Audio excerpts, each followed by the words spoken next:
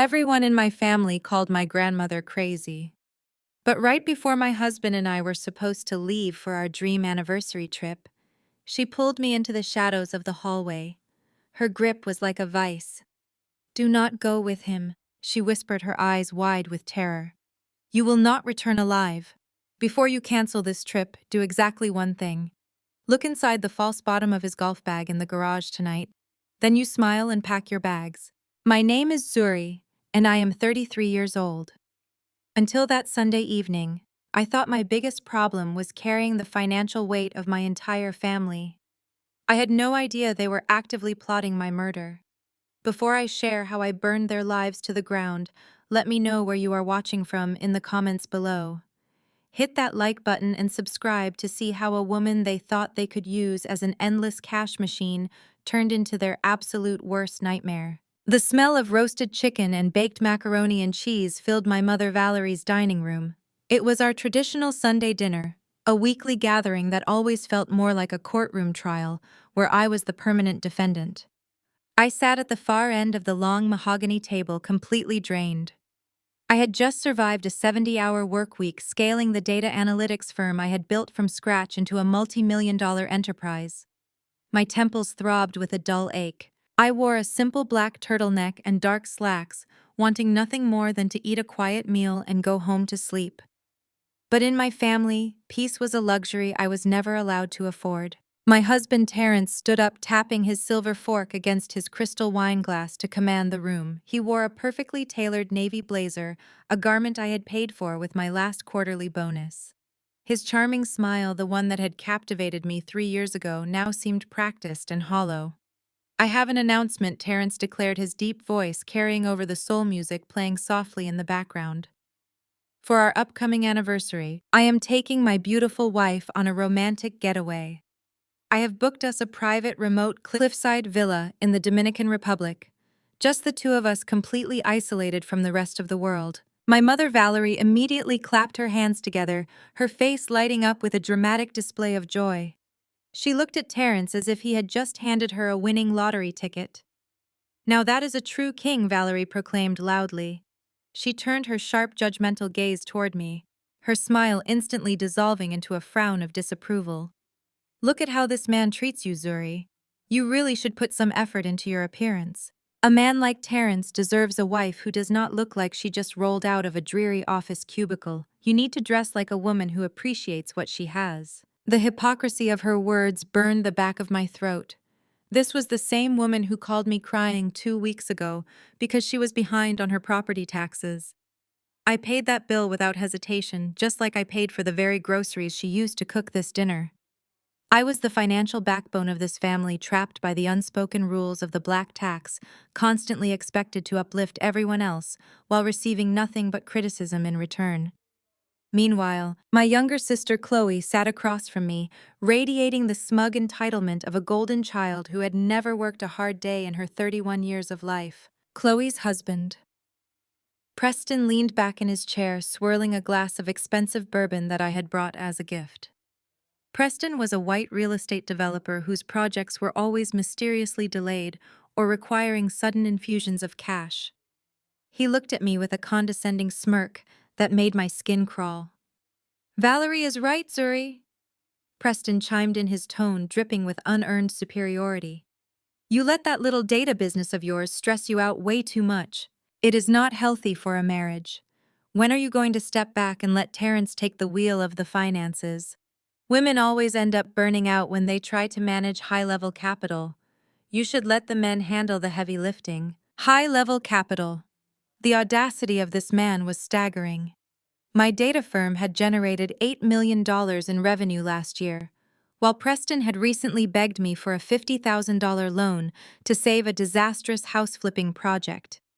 Yet here he was, sitting at a table funded by my labor, talking to me like I was a naive child running a lemonade stand. Before I could formulate a response that would not start a screaming match, Chloe giggled. She stretched her arm across the table to grab a dinner roll, deliberately pulling back her silk sleeve. A blinding diamond tennis bracelet caught the light of the chandelier, sparking with undeniable clarity. "Preston just spoils me so much," Chloe boasted, adjusting the jewelry so everyone could admire it. He surprised me with this yesterday. He said a queen deserves to shine. I stared at the bracelet, feeling the air leave my lungs. I did not just recognize the cut of the diamonds. I recognized the price tag. Just yesterday morning, I had logged into the joint checking account I shared with Terrence to review our monthly expenses. I had noticed a glaring, unexplained charge for $12,500 at a high-end jeweler downtown. When I asked Terrence about it, he claimed it was a corporate gift for a major client he was trying to land. Now, looking at my sister's wrist, the puzzle pieces slammed together with sickening precision. Preston did not buy that bracelet. Terrence bought it, using the money I had earned. I glanced up from the diamonds and caught a fleeting exchange across the table. Terrence and Chloe locked eyes for a fraction of a second. It was a micro-expression, a tiny, intimate smirk, shared between two people who thought they were the smartest individuals in the room. The betrayal hit me with the force of a physical blow, a cold realization that my husband and my sister were sleeping together right under my nose, funded by my hard work. Every instinct in my body screamed at me to flip the mahogany table, to demand answers, to expose their sickening affair right then and there. But a cold, calculating calm washed over me. If I exploded now, I would simply be painted as the angry, jealous, overworked woman ruining Sunday dinner. My mother would defend Chloe, Preston would act offended, and Terrence would gaslight me into looking crazy. They wanted me to be small, tired, and compliant. I would give them exactly what they expected until I had everything I needed to destroy them. I forced my lips into a polite, exhausted smile. "The bracelet is stunning, Chloe," I said softly. "You are a very lucky woman. Terrence, thank you for planning such a thoughtful trip. I am sure the Dominican Republic will be exactly what we need." Terrence smiled back, his eyes dark and unreadable. "I guarantee it will be a trip you never forget, my love." The heaviness in the room felt suffocating. I stood up from the table, gathering my empty plate and Terrence's glass. "Let me help with the dishes," I offered, desperate to escape the dining room before my facade cracked completely. I walked down the narrow hallway toward the kitchen, the sound of their laughter echoing behind me, mocking my ignorance. I pushed open the swinging kitchen door, expecting to find an empty room. Instead, Nana Pearl was standing by the sink. Nana Pearl was 80 years old, a woman with sharp eyes and a mind that caught every detail, even though the rest of the family constantly dismissed her as senile. They called her crazy because she refused to play their toxic games. As I walked past her, she reached out. Her bony hand clamped around my wrist with a terrifying, desperate strength. She pulled me close, her face inches from mine, and delivered a warning that made my blood run ice cold. "Do not go with him," she whispered, her voice trembling but absolute. "You will not return alive. Before you cancel this trip, check the false bottom of his golf bag in the garage tonight. Then you smile and pack your bags." The digital clock on the nightstand glared a harsh red 2 in the morning. Beside me, Terrence was deep in sleep. His chest rose and fell in a steady, rhythmic motion. He let out a soft snore, the exact sound that used to bring me so much comfort, the sound that used to signal I was safe. Now, lying in the dark with my eyes wide open, that sound felt like the ticking of a bomb. I stared at the ceiling, my grandmother's terrifying grip still burning like a brand on my wrist. Nana Pearl had looked at me with a clarity that shattered her reputation as the senile old woman of the family. "Do not go with him. You will not return alive." I carefully peeled back the heavy duvet, moving inch by agonizing inch so the mattress would not shift. I slid my bare feet onto the cool hardwood floor. I knew exactly which boards creaked in this house because I was the one who bought it. I was the one who paid the contractors, picked out the finishes, and funded this entire suburban illusion. I held my breath as I crept out of the master bedroom and down the long, shadowed hallway. The silence of my home was suffocating. Every step I took felt heavy with the weight of my mother's cruel words from dinner, the smug arrogance of my white brother-in-law Preston, and the sickening flash of my sister Chloe, wearing a diamond bracelet paid for with my sweat. I reached the heavy fire door leading to the garage. The metal handle was freezing against my palm.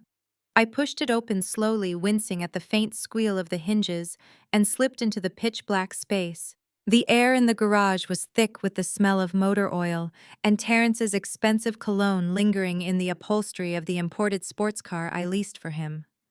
I did not turn on the overhead lights.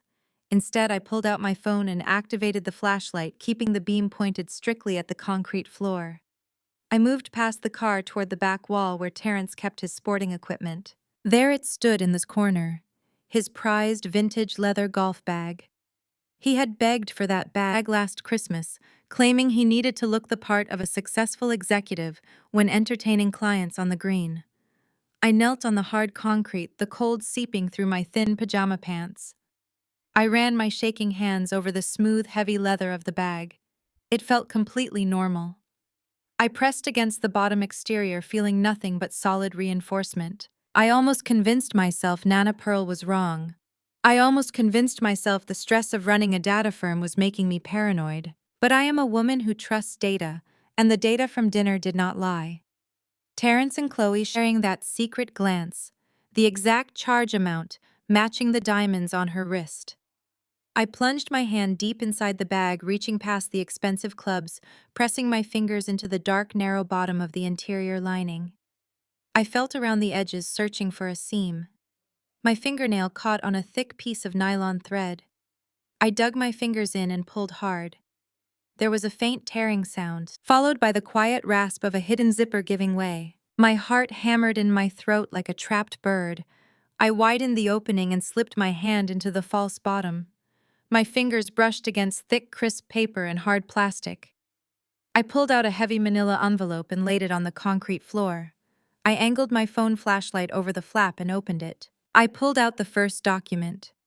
The legal jargon jumped off the page, but my eyes locked onto the bold print at the top. It was a life insurance policy. I scanned down to the names. The primary insured was me, Zuri. The sole beneficiary was Terrence. The payout amount was $5 million. My breath caught in my chest. I looked at the execution date at the bottom of the page. The policy had been finalized exactly 3 months ago. The timeline hit me with the force of a physical blow. 3 months ago was exactly when Terrence had suddenly transformed into the perfect husband. He started cooking me dinner, rubbing my shoulders after long days at the office, insisting I worked too hard carrying the burden of my family and needed a romantic getaway. I had foolishly believed my husband was finally stepping up to support me. I was wrong. Was not nurturing his marriage, he was protecting his $5 million investment. My hands trembled so violently the paper rattled in the quiet garage. I dug back into the manila envelope and pulled out a printed airline itinerary. It was the confirmation for our upcoming anniversary trip to the Dominican Republic. I read the flight details. There were 2 premium tickets booked for the flight going to the island. But when I looked at the return flight scheduled for 5 days later, the blood drained completely from my face. There was only one passenger listed on the return trip, Terrence. He had bought a one-way ticket for me. I reached into the false bottom one last time and pulled out the hard plastic object. It was a cheap prepaid burner phone. Terrence had 2 company smartphones and the latest personal device on the market. There was absolutely no legitimate reason for him to possess an untraceable burner phone unless he was communicating with people he desperately needed to hide from me, or unless he was coordinating a plot that required absolute secrecy. I sat back on my heels on the freezing concrete, the horrifying math of the situation assembling itself in my analytical mind. The remote cliffside villa. The isolated location he had bragged about at dinner, highlighting how we would be completely unplugged with terrible cell service. It was not a romantic vacation. It was an execution. He was going to take me to a foreign country, push me off a cliff claim. It was a tragic hiking accident. Return to Atlanta, playing the role of the devastated widower, and collect $5 million.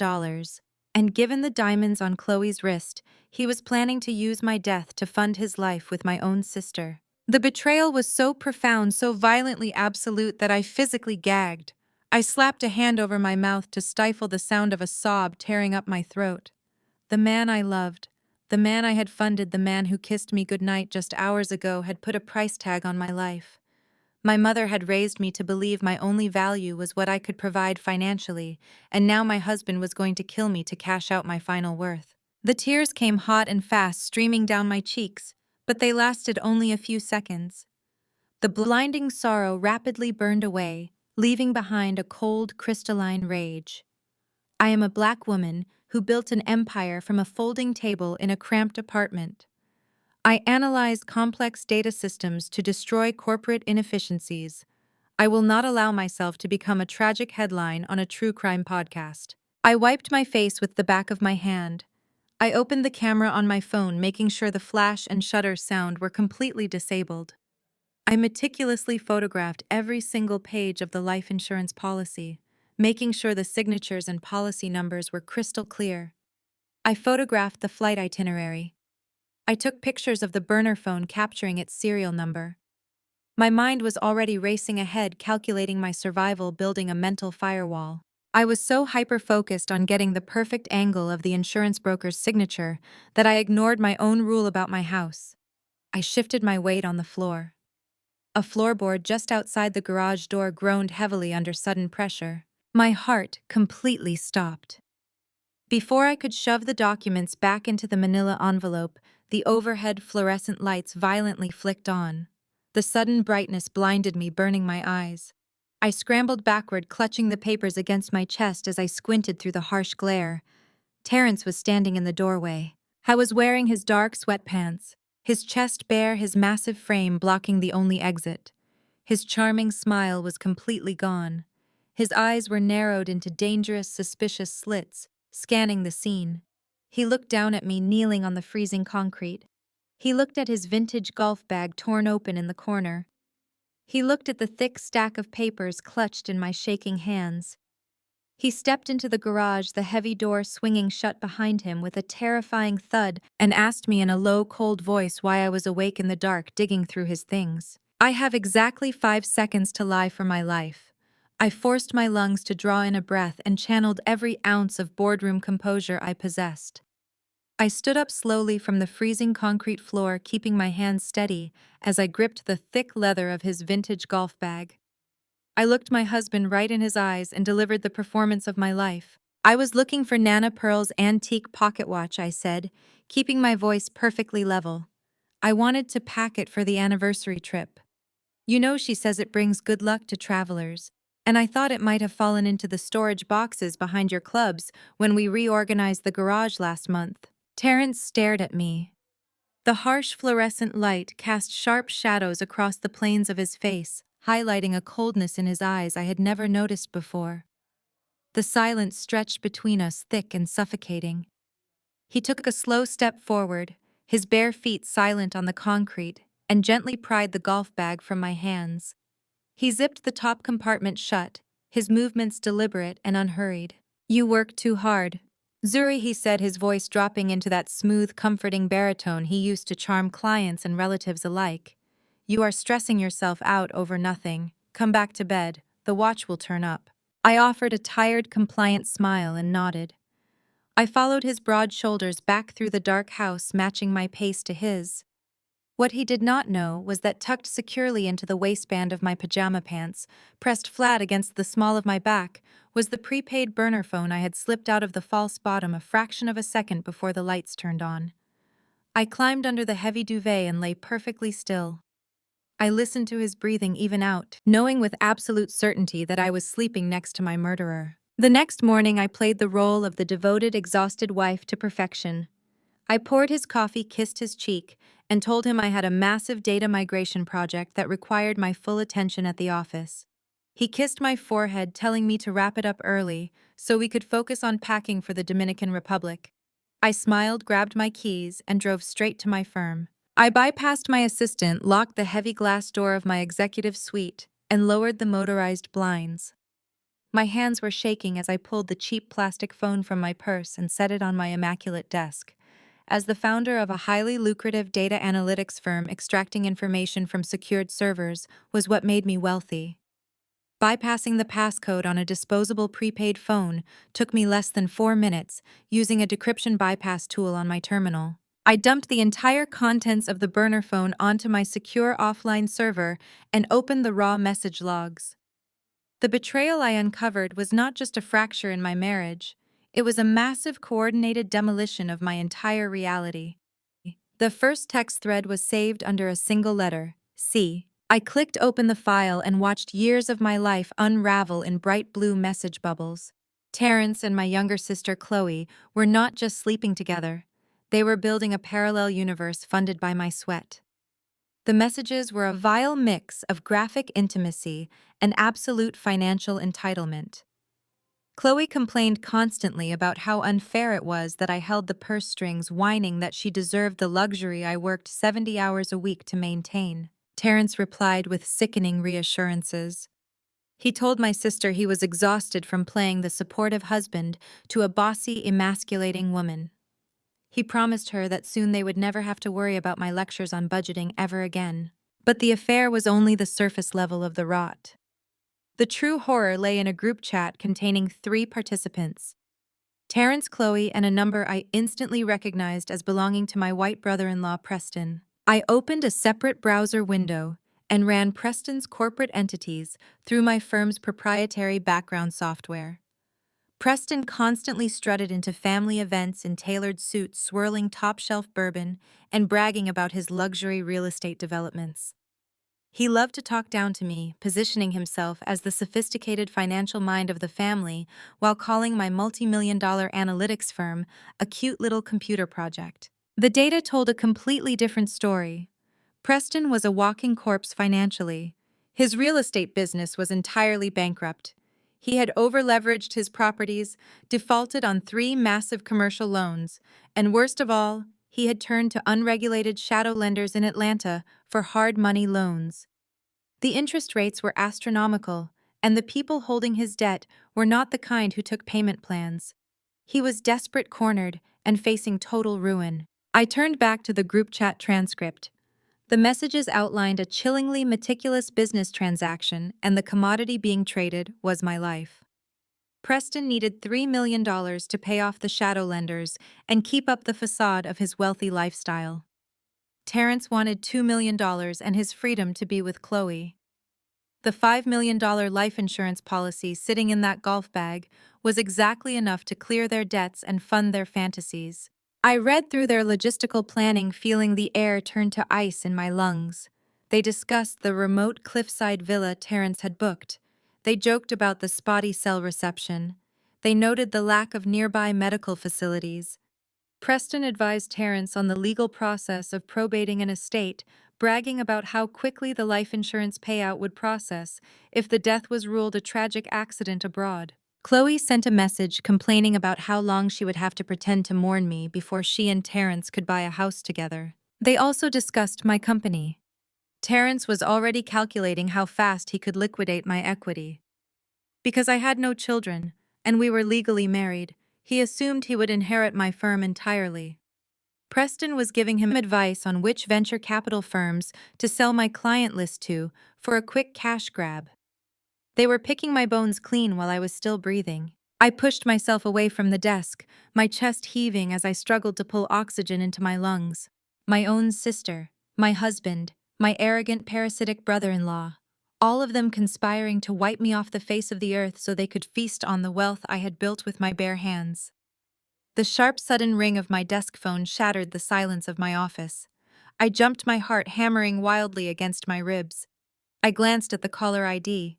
It was Valerie, my mother. I took a deep, steadying breath, pressing my palms flat against the cool surface of my desk to stop them from trembling. I picked up the receiver and forced my voice into a tone of mild exhaustion. "Hello, Mom."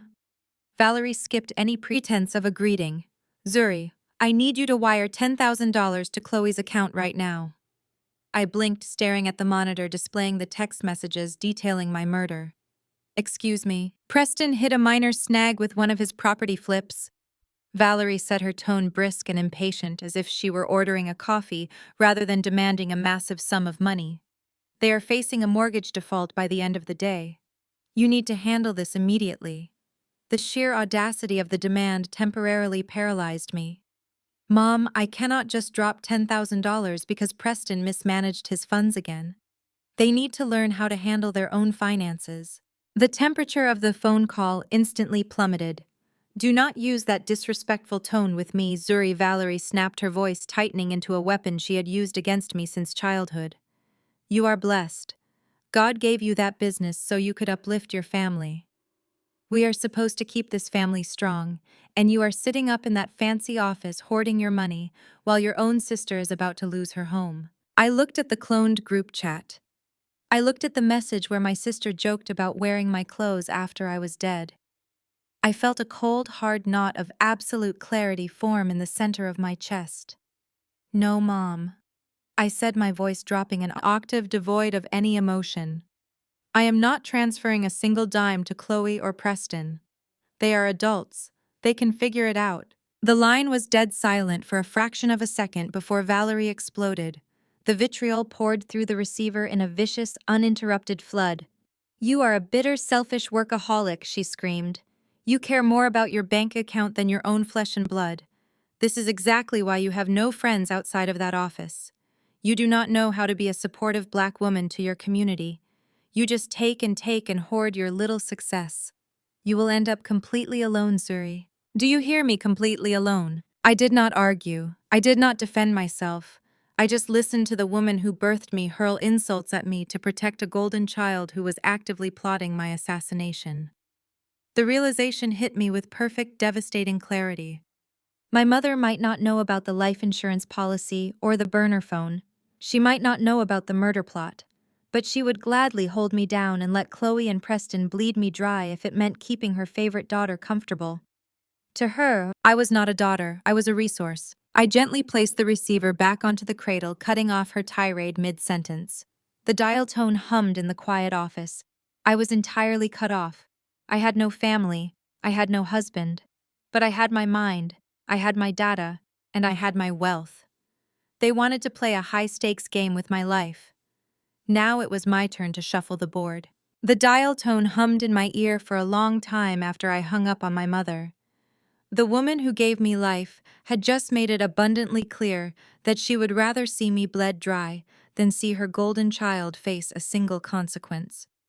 I did not shed a tear. I did not throw anything. The sorrow was entirely gone, replaced by a crystalline, absolute focus. I picked up my cell phone and dialed a number I knew by heart. Malik answered on the second ring. Malik and I had survived the grueling business program at Spellman and Morehouse together. While I built my data empire, he had built a reputation as the most ruthless corporate attorney in Atlanta. I was the kind of lawyer who wore custom-tailored suits and destroyed opposing counsel before the lunch recess. I did not bother with pleasantries. I told him to clear his schedule for the rest of the day and that I was on my way. The drive to his downtown office was a blur of calculated breathing. I walked past his receptionist and stepped straight into his corner office, shutting the heavy oak doors behind me. Malik took one look at my face and immediately locked the door. I sat down in the leather chair across from his desk and laid it all out. I handed him the printed photos of the $5 million life insurance policy. I handed him the flight itinerary with the single return ticket. Then I handed him the decrypted transcripts from the burner phone, detailing exactly how my husband, my sister, and my white brother-in-law were planning my murder to settle their debts. Malik read through the documents in complete silence. The only sound in the room was the sharp ticking of his grandfather clock. When he finally looked up, his jaw was clenched so tight a muscle ticked near his temple. He did not offer me pity. He did not ask if I was okay. He knew me better than that. He simply opened his laptop and asked where we were starting the demolition. We spent the next 4 hours constructing an impenetrable legal and financial firewall around my entire life. First, we tackled the business accounts. As the sole founder of the firm, I had absolute authority. We executed an immediate silent freeze on my primary operational accounts, locking down $8 million in liquid capital. Terrence had no direct access to these, but he monitored the routing numbers through our joint financial planning software to keep tabs on my wealth. To keep him completely unsuspecting, I used my background in data analytics to create a ghost server. I wrote a custom script that would feed fabricated, slightly inflated financial reports directly to his dashboard. Every time Terrence logged in to check my net worth, he would see the numbers growing, reinforcing his greedy fantasy. He would think the honeypot was getting sweeter by the day, completely unaware that the real vault was already sealed and moved out of his reach. Next, Malik established a blind offshore trust in Nevis. Nevis has some of the most aggressive asset protection laws on the planet. Even with a highly motivated team of forensic accountants, Preston and Terrence would never be able to pierce that corporate veil. I transferred my entire personal portfolio, my real estate holdings, and the majority voting shares of my company directly into the trust. The legal entity was structured so that in the event of my sudden death, the assets would instantly be locked in perpetuity and donated to a specific list of historically black colleges and universities. This left absolutely zero legal pathway for a spouse to claim a single penny. We moved with surgical precision. Every signature I put on Malik's desk severed another tie to the people I once called family. I realized I was no longer operating as a wife, a sister, or a daughter. Those versions of me died on this cold concrete of my garage at 2 in the morning. I was now a chief executive officer, eliminating a hostile existential threat to my enterprise and my life. It was just a chess game now, and I had the ultimate advantage of knowing exactly what moves my opponents were planning. Malik handed me the final confirmation documents. The trap was officially set. From a legal and financial standpoint, Terrence was currently planning to kill me for a massive payout that no longer existed. Malik leaned back in his leather chair, his dark eyes heavy with concern, and told me I needed to cancel the trip immediately. He wanted to call the authorities right then and there to have Terrence arrested. I shook my head. I explained that if we called the police now, Terrence would hire a slick defense attorney and claim the life insurance was a standard financial planning move. He would say the burner phone was just for a surprise party or some other manufactured excuse. Chloe and Preston would deny everything. They would slither away, file for bankruptcy, and I would spend the next 5 years looking over my shoulder waiting for them to try again. I needed them to commit. I needed them to walk so far into the trap that the jaws would snap shut on their necks in front of the entire world. I needed absolute, undeniable ruin. Malik understood the assignment. He agreed to stay on standby, ready to execute the final phase of our plan the moment I gave the signal. I thanked him, walked out of his office, and headed back to my firm. The afternoon sun was warm against my skin, a stark contrast to the ice running through my veins. I rode the private elevator up to my executive suite, mentally preparing myself to face the rest of my workday. I stepped out of the elevator and walked down the quiet, carpeted hallway. My assistant was away from her desk, likely on her lunch break. I pushed open the heavy glass door to my office and stopped dead in my tracks. Terrence was sitting in my chair. He looked perfectly at ease behind my desk, his large frame relaxing into the ergonomic leather. He was wearing a crisp white dress shirt, the sleeves rolled up to expose his expensive watch. When I walked in, he smiled, a brilliant, warm expression that made my stomach physically turn. He stood up and walked around the desk to greet me, pulling me into a gentle embrace. I forced myself to lean into his chest, inhaling the familiar scent of his cologne, suppressing the violent urge to shove him away. "You were gone a long time," he said smoothly, kissing the top of my head. "I thought you said you had a massive data migration project today." I managed a tired sigh, stepping back to look at him. "I did, but my servers crashed around noon. I had to run to the off-site data center to manually reboot the hardware. It took hours, but everything is back online now." He smiled, buying the technical excuse without a single second thought. "You always handle everything perfectly, Zuri. That is why I love you." He reached into his leather briefcase resting on my conference table and pulled out a thick stack of legal documents. "I brought you lunch, and I also brought these. We need to get them out of the way before we head to the airport this weekend." I looked at the thick stack of papers in his hand, keeping my facial expression entirely neutral. "What are these?" Terrence waved his free hand dismissively, his tone light and casual. "Just some routine limited liability company, renewals and tax compliance forms for the joint properties. My accountant said we need to update the signature cards before the end of the quarter. Since we will be totally off the grid in the Dominican Republic, I figured we should sign them today so I can drop them at the notary on my way home." He placed a sleek black pen on top of the stack and slid them across my mahogany desk toward me. He tapped the bottom of the first page, indicating exactly where I needed to sign. I looked down at the documents. My eyes immediately bypassed the bold, distracting header and locked onto the dense legal jargon buried in the second paragraph. I did not need a corporate attorney to translate it for me. I ran a highly successful business. I read complex contracts for breakfast. The paperwork sitting on my desk was not a routine tax compliance form. It was a comprehensive transfer of equity and a sweeping power of attorney declaration. Hidden within the dense, boring blocks of text was a specific clause stating that upon the event of my incapacitation or death, 100% of my voting shares, intellectual property, and liquid business assets would instantly and irrevocably transfer to my husband Terrence. I was standing right next to me, his hand resting warmly on my lower back, smiling down at me as he waited for me to sign away my entire empire to the man who was going to murder me. I looked up at my husband, the man who stood at the altar of my childhood church and swore before God and my entire family to protect me. Now he was standing in my executive suite, smelling like expensive cedarwood, and lies waiting for me to legally hand him the knife he planned to plunge into my back. I let a heavy, dramatic sigh escape my lips. I rubbed my temples, playing the exact role he expected to see. The exhausted, overworked black woman who was just too tired to fight, too busy, carrying everyone else to read the fine print. "Terrence, baby," I said, pitching my voice soft and weary. "You know I hate dealing with legal paperwork when I am in the middle of a server crisis. Can this not wait until we get back from the Dominican Republic?" He chuckled, a rich, warm sound that made my stomach churn with physical nausea. He leaned over my mahogany desk, invading my personal space, his hand gently squeezing my shoulder. "I know you are tired, beautiful," he purred. But my accountant was adamant. "If we do not get these limited liability company renewals filed before the end of the quarter, we are going to face massive tax penalties. You know how the government loves to target successful black businesses. I am just trying to take something off your plate.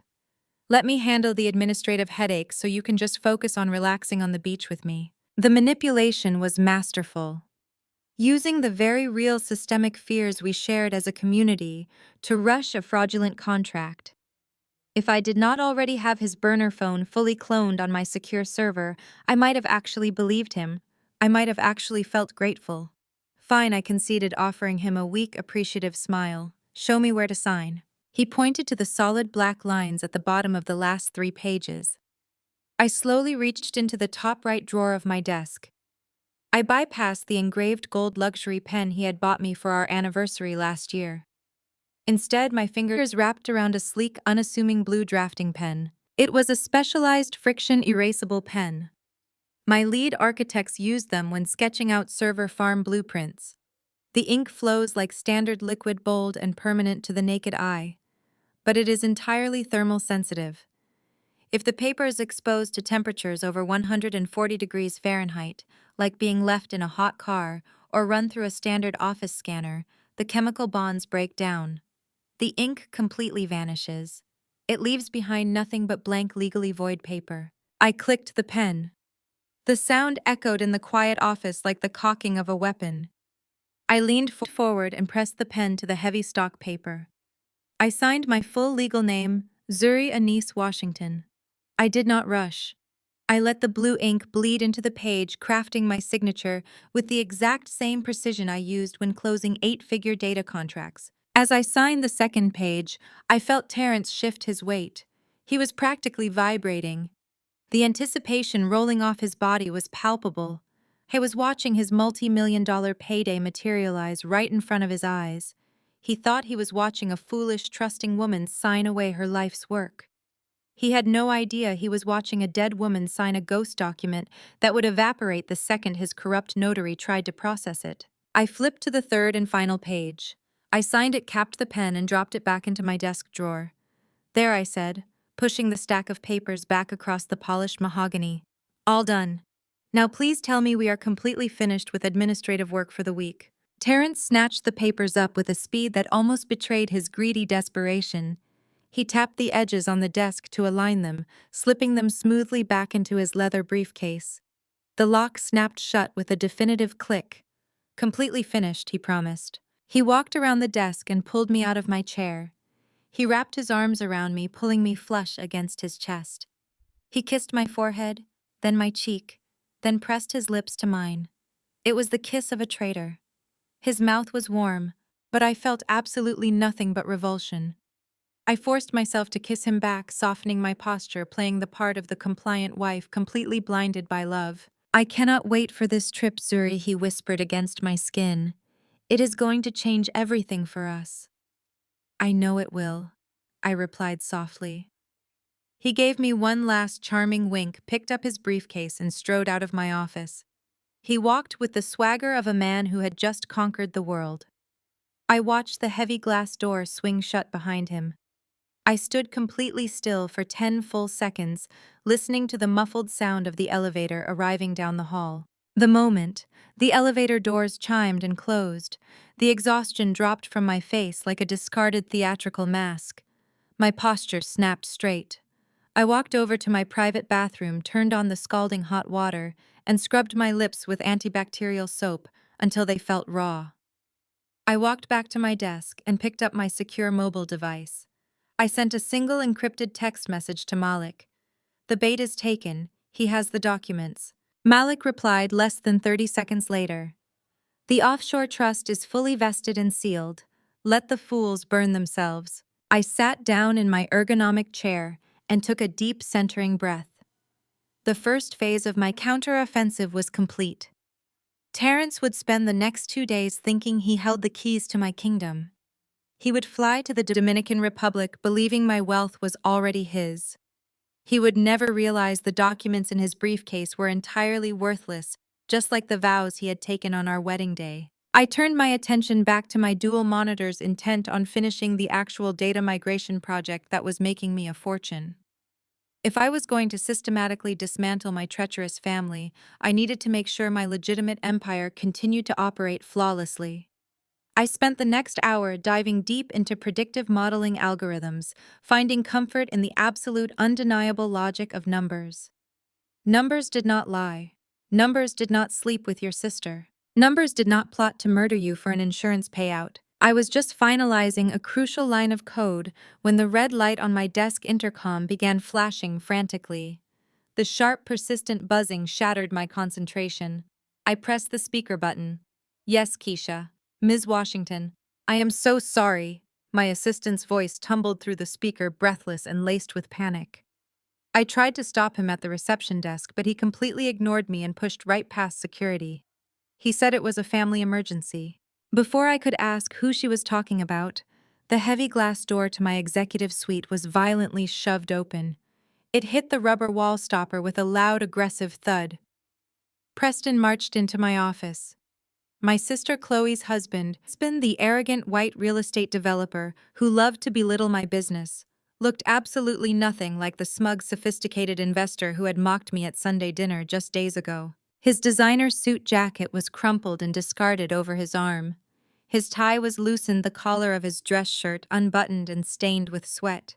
His face was flushed a blotchy, panicked red, and his chest heaved as if he had sprinted the entire way from the parking garage. The polished, superior facade he always wore around my family was completely obliterated. He stood in the center of my office, a desperate, cornered animal staring at the woman he was actively plotting to murder. Zuri, Preston gasped, wiping a layer of nervous sweat from his forehead. "We need to talk right now. I need your help." Preston slammed the heavy glass door shut behind him and leaned against it. He dragged a shaky hand through his thinning blonde hair, trying and failing to compose himself. The expensive facade he had worn for the past 3 years was completely gone. He was no longer the wealthy, sophisticated real estate mogul who graced our family dinners with his unearned confidence. He was a drowning man, and the water was rising fast. "I need $50,000, he demanded. His voice was breathless, entirely stripped of a greeting or any basic respect. "I need a wire transfer by 3 o'clock today." I sat back in my ergonomic leather chair and folded my hands neatly on top of my mahogany desk. I did not blink. I did not flinch. I just stared at the sweaty, red-faced man who was actively conspiring to murder me for a life insurance payout. "Good afternoon to you too, Preston," I said, my tone as smooth and cold as glass. "It is customary to have reception announce you before you barge into my executive suite." He waved his hand aggressively, dismissing my boundaries exactly as he always did. We do not have time for corporate pleasantries, Zuri. I have a major property flip in Midtown that hit a temporary compliance snag. The city inspectors are holding up my permits, and my contractors are threatening to walk if I do not clear their invoices today. I just need a bridge loan, 50 grand. You will have it back with interest the second the property closes next month. I watched him lie straight to my face. I knew exactly where that $50,000 was going. It was not going to city inspectors or contractors. It was going to the shadow lenders in Atlanta, who were currently threatening to break his legs. Preston, I said slowly, emphasizing every syllable. I am not a bank. I am certainly not your bank. If you need liquidity, go to the financial institutions that backed your original development loans. His face flushed a deeper, angrier shade of red. He pushed himself off the door and marched up to my desk, planting his hands flat on the polished wood and leaning over me. He resorted to the only tactic he knew when a black woman told him no. He tried to gaslight my intelligence. You do not understand how high-level capital works.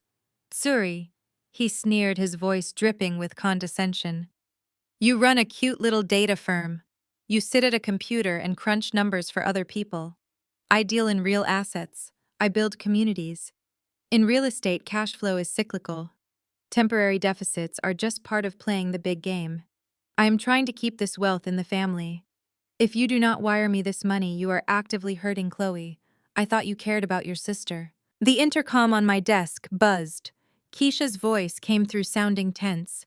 Ms. Washington, your 2 o'clock sync with the senior analytics team is ready. They are waiting outside your door. Send them in, Keisha. I said, never breaking eye contact with Preston. Preston stood up straight, suddenly looking panicked. Zuri, cancel the meeting. This is family business. Keep your staff out of this. I ignored him. The glass door opened and my chief financial officer, Jamal, walked in alongside 3 of my top data engineers. They carried tablets and legal pads, stopping dead in their tracks when they saw Preston standing in front of my desk, sweating through his designer shirt. Jamal glanced between us. Should we come back later, Zuri? No, Jamal, please come in, I said pleasantly. Close the door behind you. Preston was just giving me a lecture on how high-level capital works. I thought it might be a valuable learning experience for the entire analytics team. Preston's eyes darted wildly around the room. Zuri, stop this right now. I reached out and tapped the control panel on my desk. The motorized projector dropped from the ceiling, and the massive smart glass wall behind me instantly powered on. I brought up a customized dashboard I had built just hours ago after cloning Terrence's burner phone. I had instructed my web scrapers to aggregate every public and semi-public financial record tied to Preston's corporate entities. The screen illuminated the darkened office with a glaring, undeniable reality. Bar graphs, debt-to-income ratios, and red-flagged foreclosure notices populated the display in high definition. Let us analyze this high-level capital, Preston, I said, my voice echoing in the quiet room. My staff watched in stunned silence as I stood up and pointed a laser presenter at the screen. You claim you need a bridge loan for a Midtown flip. But according to the county clerk's office, you do not own any Midtown properties. You lost your last 2 commercial sites to bank foreclosure 6 months ago. Preston opened his mouth to speak, but nothing came out. I clicked to the next slide. Let us look at your cyclical cash flow. Your primary development company has filed for Chapter 11 bankruptcy protection. Your business accounts have been overdrawn for 90 days. And worst of all, you currently hold $3 million in unregulated high-yield debt from private lenders who operate outside the bounds of the law. You are not experiencing a compliance snag. You are functionally bankrupt, and your creditors are actively hunting you. Jamal and the engineers stared at the screen, their eyes wide as they processed the sheer magnitude of Preston's financial ruin. You came into my family acting like a savior. I continued, stepping around my desk to face him directly. You love to play the wealthy, sophisticated provider who is elevating my sister. You talked down to me at every Sunday dinner, mocking my business, pretending your white privilege was a substitute for actual business acumen. But the data does not lie, Preston. You have been living off my capital for 3 years. You are a parasite. Preston was shaking. The veins in his neck bulged against his skin. His fists were clenched so tightly his knuckles were bone white. He looked at Jamal, then back to me, the ultimate humiliation washing over him. He had been stripped of his power, his wealth, and his racial superiority in front of my entirely black senior staff. "You have no idea what you are talking about," he hissed, his voice trembling with a terrifying, violent rage. "You hacked my private records. This is illegal." Public records, Preston. I just know how to read them. Now get out of my office before I have security drag you out. And never ever ask me for my money again. He snatched his jacket off the chair. He looked at me with a hatred so pure and toxic it practically burned the air between us. He stepped incredibly close to me, lowering his voice so only I could hear the malice dripping from his words. "You think you are so smart, Zuri," he whispered. "You think you are untouchable sitting up in this glass tower. You will get exactly what is coming to you, sooner than you think." He turned on his heel, shoved past my engineers, and stormed out of the executive suite, the heavy door slamming violently behind him. The room was dead silent. Jamal let out a long, low whistle. "I will give you all a moment to set up for the sink," I told my team, keeping my voice incredibly steady, despite the adrenaline currently flooding my veins. "Give me 5 minutes." They nodded respectfully and filed out to the adjoining conference room, leaving me alone. I walked back behind my desk and collapsed into my chair. My heart was beating so hard it ached against my ribs. I had just backed a desperate, dangerous man into a corner. I knew he was planning to kill me, but seeing the raw, unmasked violence in his eyes confirmed exactly how little time I had left. I needed to focus. I needed to keep my mind sharp for the rest of the day. My throat felt dry, tight with anxiety. I opened my bottom desk drawer and reached for the bottle of daily allergy medication I kept there. I suffer from severe, life-threatening peanut allergies. I never go anywhere without my antihistamines and my emergency auto-injectors. I grabbed the familiar orange prescription bottle and pulled it out. I stopped. I stared at the white plastic cap. It was a standard child-proof mechanism. You have to push down hard and twist to open it. I am meticulous about my belongings. I always align the arrows on the cap perfectly with the label. It was a habit born from years of organizing massive data sets. The cap was currently misaligned. The plastic threading was visibly cross-threaded, jammed onto the bottle, as if someone had closed it in a frantic hurry. A cold, creeping dread washed over my skin. Terrence was the only person who had been alone in my office today. He had been sitting right at this desk when I walked in. I picked up the bottle. My hands were shaking so badly I could barely press down on the plastic lid. I twisted the cap and it popped off with a sharp click.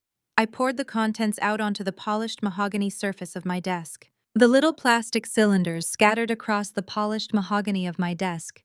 I stared at the pile of my daily allergy medication, my chest tight with a suffocating dread. I use a very specific brand clear gelatin capsules filled with tiny white time-release beads. I take one every single morning without fail to manage my severe seasonal allergies. I leaned in close, bringing my desk lamp down to illuminate the scattered pills. Out of the 30 capsules, one looked different, just one. The plastic casing of that single pill was cloudy. It was coated on the inside by a fine tan-colored powder that mixed with the white beads. I picked it up. My fingers were trembling so violently, I almost dropped the tiny capsule. I carefully pulled the two halves of the gelatin shell apart. A small puff of dust fell onto the dark wood of my desk. I did not need a chemical analysis to identify the smell that wafted up into the air. Roasted peanuts. I am deathly allergic to peanuts. My mother Valerie has known this since I was 4 years old and went into anaphylactic shock at a family cookout because she could not be bothered to check what was in the potato salad. Terrence knew it too. He knew that even trace amounts of peanut dust would cause my throat to close completely within 3 minutes. He knew my blood pressure would plummet, my airways would swell shut, and without an immediate dose of epinephrine, my heart would simply stop beating. The true brilliance of his murder plot hit me with the force of a freight train. He was not planning to push me off a balcony in the Dominican Republic.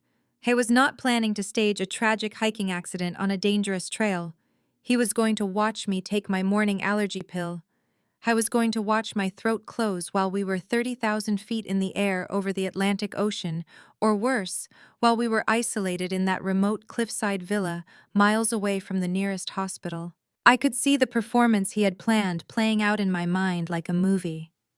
The frantic, devastated husband, screaming for a doctor. He would tell the authorities I must have accidentally eaten something cross-contaminated at the resort. He would cry for the cameras. He would tell my mother how he tried desperately to save me, but could not find my auto-injector. And why could he not find it? Because he would have already removed the life-saving medication from my purse. He would watch me suffocate to death holding my hand playing the grieving widower, all while counting the $5 million he was about to collect. The fear evaporated from my body. The trembling in my hands stopped entirely. In its place, a cold, absolute rage settled deep into my bones. This was not just financial greed. This was intimate, calculated cruelty. Terrence wanted to watch me fight for air. He wanted to watch the life fade from my eyes. I did not scream. I did not throw the bottle across the room. I methodically swept the peanut dust and the tampered capsule into a small plastic evidence bag I kept in my desk for securing broken flash drives. I sealed it tight and locked it inside my secure floor safe. That tiny capsule was going to put my husband in a concrete cell for the rest of his natural life. I needed to maintain the illusion that his trap was perfectly set. I opened a fresh sealed bottle of vitamin C capsules I kept in my executive bathroom. The pills were identical in size and shape to my allergy medication. I emptied the tampered prescription bottle, completely flushed the remaining legitimate pills down the toilet to be absolutely safe, and refilled the bottle with the harmless vitamins. I misaligned the child-proof cap exactly the way Terrence had left it. I placed the bottle back into the bottom drawer of my desk. I sat back in my chair and looked out the floor-to-ceiling windows of my office. The Atlanta skyline stretched out before me, a towering testament to what hard work and relentless data analysis could build. I had clawed my way up from a cramped apartment to this glass tower. I had paid my sister Chloe's rent multiple times when she refused to keep a steady job. I had funded my mother's lifestyle so she could show off to her church friends and pretend we came from generational wealth. I had leased the luxury sports car my husband drove to his secret rendezvous. I was the bank. I was the workhorse. And for all my sacrifice, for all my loyalty to the concept of uplifting my community, my reward was a peanut-laced pill hidden in my desk drawer. They did not just want my money. They deeply resented me for having it. Preston resented me because a black woman held the financial power he believed was his birthright as a white man. Chloe resented me because my success highlighted her profound laziness and entitlement. Terrence resented me because my ambition made him feel small and inadequate. They all wanted the crown, but none of them wanted to carry the heavy burden of leadership. So they decided to chop off the head of the queen. I took a slow, deep breath, pulling air into my healthy, open lungs. I focused on the steady rhythm of my heartbeat. Every single beat was a reminder that I was still alive, I was still in control, and I was holding every single card on the board. I opened my laptop and resumed my workflow. I approved 3 major data migration contracts. I authorized payroll for my staff. I operated with the ruthless efficiency of a woman who had already attended her own funeral and resurrected herself as an executioner. An hour later, the sharp vibration of my personal cell phone broke my concentration. I glanced at the glowing screen. It was a text message from Chloe. "Hey, big sis. I am so excited for your anniversary trip. Preston is taking me on a special romantic weekend getaway while you are gone. We are going to that luxury resort upstate to reconnect. I was wondering if I could borrow your vintage black Chanel bag. It would go perfectly with my dinner outfit. Love you." I stared at the screen, a harsh, bitter laugh catching in the back of my throat. The sheer, unadulterated audacity of my younger sister was breathtaking. I had just decrypted the burner phone this morning. I had read the entire group chat between the 3 of them. I knew exactly where Chloe was going this weekend, and it was certainly not upstate with her bankrupt husband. Preston was staying home to manage the logistical fallout of the life insurance claim. Chloe was meeting Terrence at a luxury hotel downtown the exact minute he was supposedly grieving my tragic death abroad. She wanted to borrow my vintage Chanel bag. A bag I bought to celebrate my very first $1 million quarter to wear on a date with my husband, while my body was lying on a slab in a foreign morgue. She wanted to play dress up with my life. She wanted to wear my success while sleeping with my murderer. I picked up the phone and typed my reply, keeping my tone perfectly bright and supportive. Of course you can borrow it. You deserve a beautiful romantic weekend. Let us meet at the luxury boutique downtown tomorrow afternoon. I need to pick up a few things for my trip, and I can give you the bag then. I hit send and watched the message deliver. Chloe thought she was borrowing a designer handbag for a victory lap. She thought she had outsmarted the older sister who always made her feel inferior. She had absolutely no idea I was bringing her to that boutique to set a psychological trap that would expose her greed and utterly destroy her. I pushed open the heavy glass doors of the luxury boutique in Buckhead, carrying the vintage black Chanel bag my sister requested. The showroom smelled of polished leather and white lilies, a stark contrast to the thick smell of betrayal currently choking my life. I spotted Chloe immediately. She was parading through the center of the store, acting as if she owned the entire building. She wore oversized designer sunglasses indoors and was snapping her fingers at a young black sales associate who looked like she was just trying to work her way through college. Chloe had always treated service workers with a heavy dose of disdain. It was a nasty habit she picked up the very second Preston slipped a ring on her finger and convinced her she had ascended to some imaginary upper echelon of high society. She loved playing the wealthy real estate wife, completely ignoring the fact that my data firm was the only reason her mortgage did not bounce every month. She saw me walk in and threw her arms open wide, rushing over to pull me into an aggressively fake embrace. The cloying scent of her expensive floral perfume hit my nose, and it took every ounce of self-control I possessed not to shove her backward into a display case. I knew exactly why she was wearing that specific fragrance. It was the same perfume I smelled on Terrence's collar when he came home late from his supposed client dinners. "Hey, big sis!" Chloe squealed, snatching the quilted leather bag from my hands before I could even offer it to her. "Oh, this is going to look absolutely flawless on me this weekend. Preston is going to lose his mind when he sees me carrying this to dinner." I offered her a warm, supportive smile that did not reach my eyes. "You and Preston definitely deserve a romantic getaway," I said smoothly. "Things have been so stressful lately. You need a weekend to just unplug and reconnect." She agreed enthusiastically, completely unaware that I had spent my morning reading the decrypted text messages on Terrence's burner phone. I knew exactly what her weekend itinerary entailed. While Preston stayed behind in Atlanta, scrambling to appease his shadow lenders, Chloe was checking into a luxury suite downtown to sleep with my husband. She was planning to use my designer bag as a prop in her twisted fantasy of stepping into my life. "Come look at what I found," Chloe demanded, grabbing my wrist and pulling me toward the checkout counter. "I'm going to wear this on Saturday night." She gestured to a breathtaking emerald green silk gown hanging behind the register. The young sales associate was carefully wrapping it in tissue paper. I glanced at the digital display on the register. The total was just over $2,000. Chloe unzipped her purse with a practiced flourish and pulled out Preston's heavy platinum credit card. She slammed it down on the glass counter with the smug confidence of a woman who believed her wealth was infinite. The sales associate slid the card into the machine. The terminal beeped a sharp, high-pitched tone of rejection. The associate looked up, her expression carefully neutral. "I am sorry, ma'am, but the card declined." Chloe's smug smile vanished instantly. She snatched the card back, her face flushing a deep, embarrassed red. "Run it again," she snapped.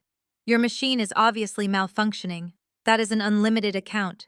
The associate silently processed the card a second time. The machine beeped again. Declined. I stood perfectly still, watching the humiliation wash over my sister. Preston's financial house of cards was collapsing in real time. His creditors must have frozen his remaining lines of credit this morning. Chloe dug frantically into her purse, pulling out a different bank card. She thrust it at the associate. The result was exactly the same: declined. Chloe raised her voice, causing a few other wealthy patrons in the boutique to turn and stare. She demanded to speak to a manager, blaming the bank, blaming the store, blaming the young girl behind the register. She was panicking. The illusion she projected to the world was shattering in the middle of a high-end retail store. This was my moment. I stepped forward and gently placed my hand over Chloe's shaking fingers. "Do not worry about it, Chloe," I said, keeping my voice gentle and loud enough for the onlookers to hear. "The banks are always flagging large purchases for fraud protection on the weekends. Let me handle this." I pulled my solid black corporate card from my wallet and handed it to the associate. The transaction was approved instantly. Chloe stood there clutching her new emerald gown, her pride deeply wounded, but her greed ultimately winning out. She muttered a quick thank you, trying to regain her composure. "Consider it an early celebration gift," I told her as we walked out of the boutique and onto the sunlit sidewalk.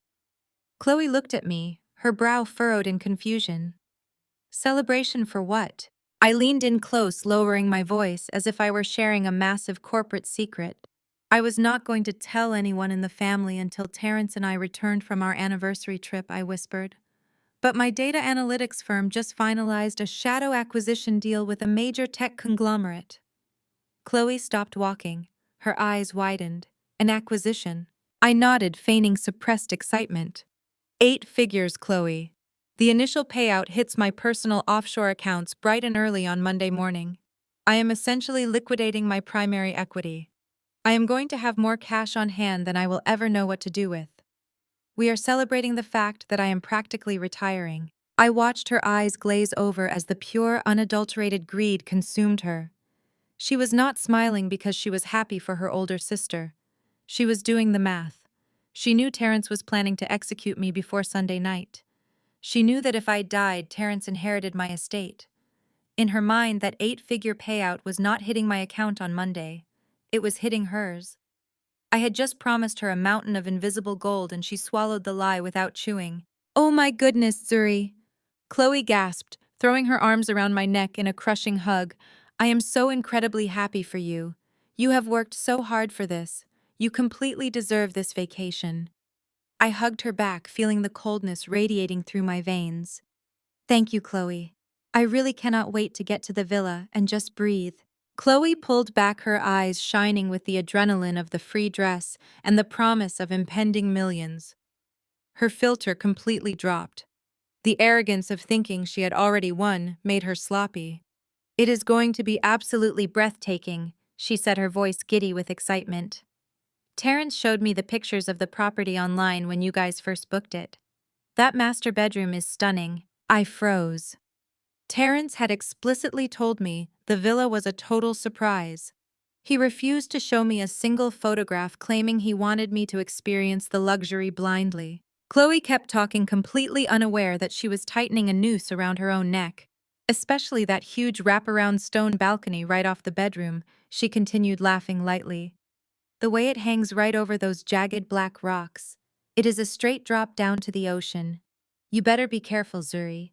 Just make sure you do not lean over too far after you have had a few glasses of wine." My blood ran completely cold. Terrence had told me we were staying on a white sand beach. He specifically said we would be on the ground floor with walkout access to the water. Chloe just described a high-elevation cliffside drop with a stone railing. She just confirmed the exact location of my execution. They had studied the drop. They knew about the rocks below. She knew exactly how my husband planned to break my body, and she was standing on a sunny sidewalk in Atlanta, smiling in my face, warning me not to lean over too far. I parked my luxury sedan in the wide paved driveway of the sprawling brick home I purchased for my mother 5 years ago. Valerie had called my personal cell phone an hour after I left the boutique with Chloe. She did not ask if I was busy running my company. She did not ask if I was having a good day. She simply demanded my immediate presence. She summoned me to the house my money bought, expecting me to arrive like an obedient, apologetic servant. I walked through the front door and found Valerie sitting in the formal living room. She wore a silk lounging set, sipping sweet tea from a heavy crystal glass. She did not stand to greet me. She did not offer a motherly embrace. She just pointed a perfectly manicured finger at the velvet sofa opposite her chair. "Sit down, Zuri," she commanded. I took a seat, smoothing the fabric of my tailored slacks, keeping my posture perfectly straight. I looked at the woman who raised me, waiting for the inevitable storm to break. Valerie slammed her glass down onto a marble coaster.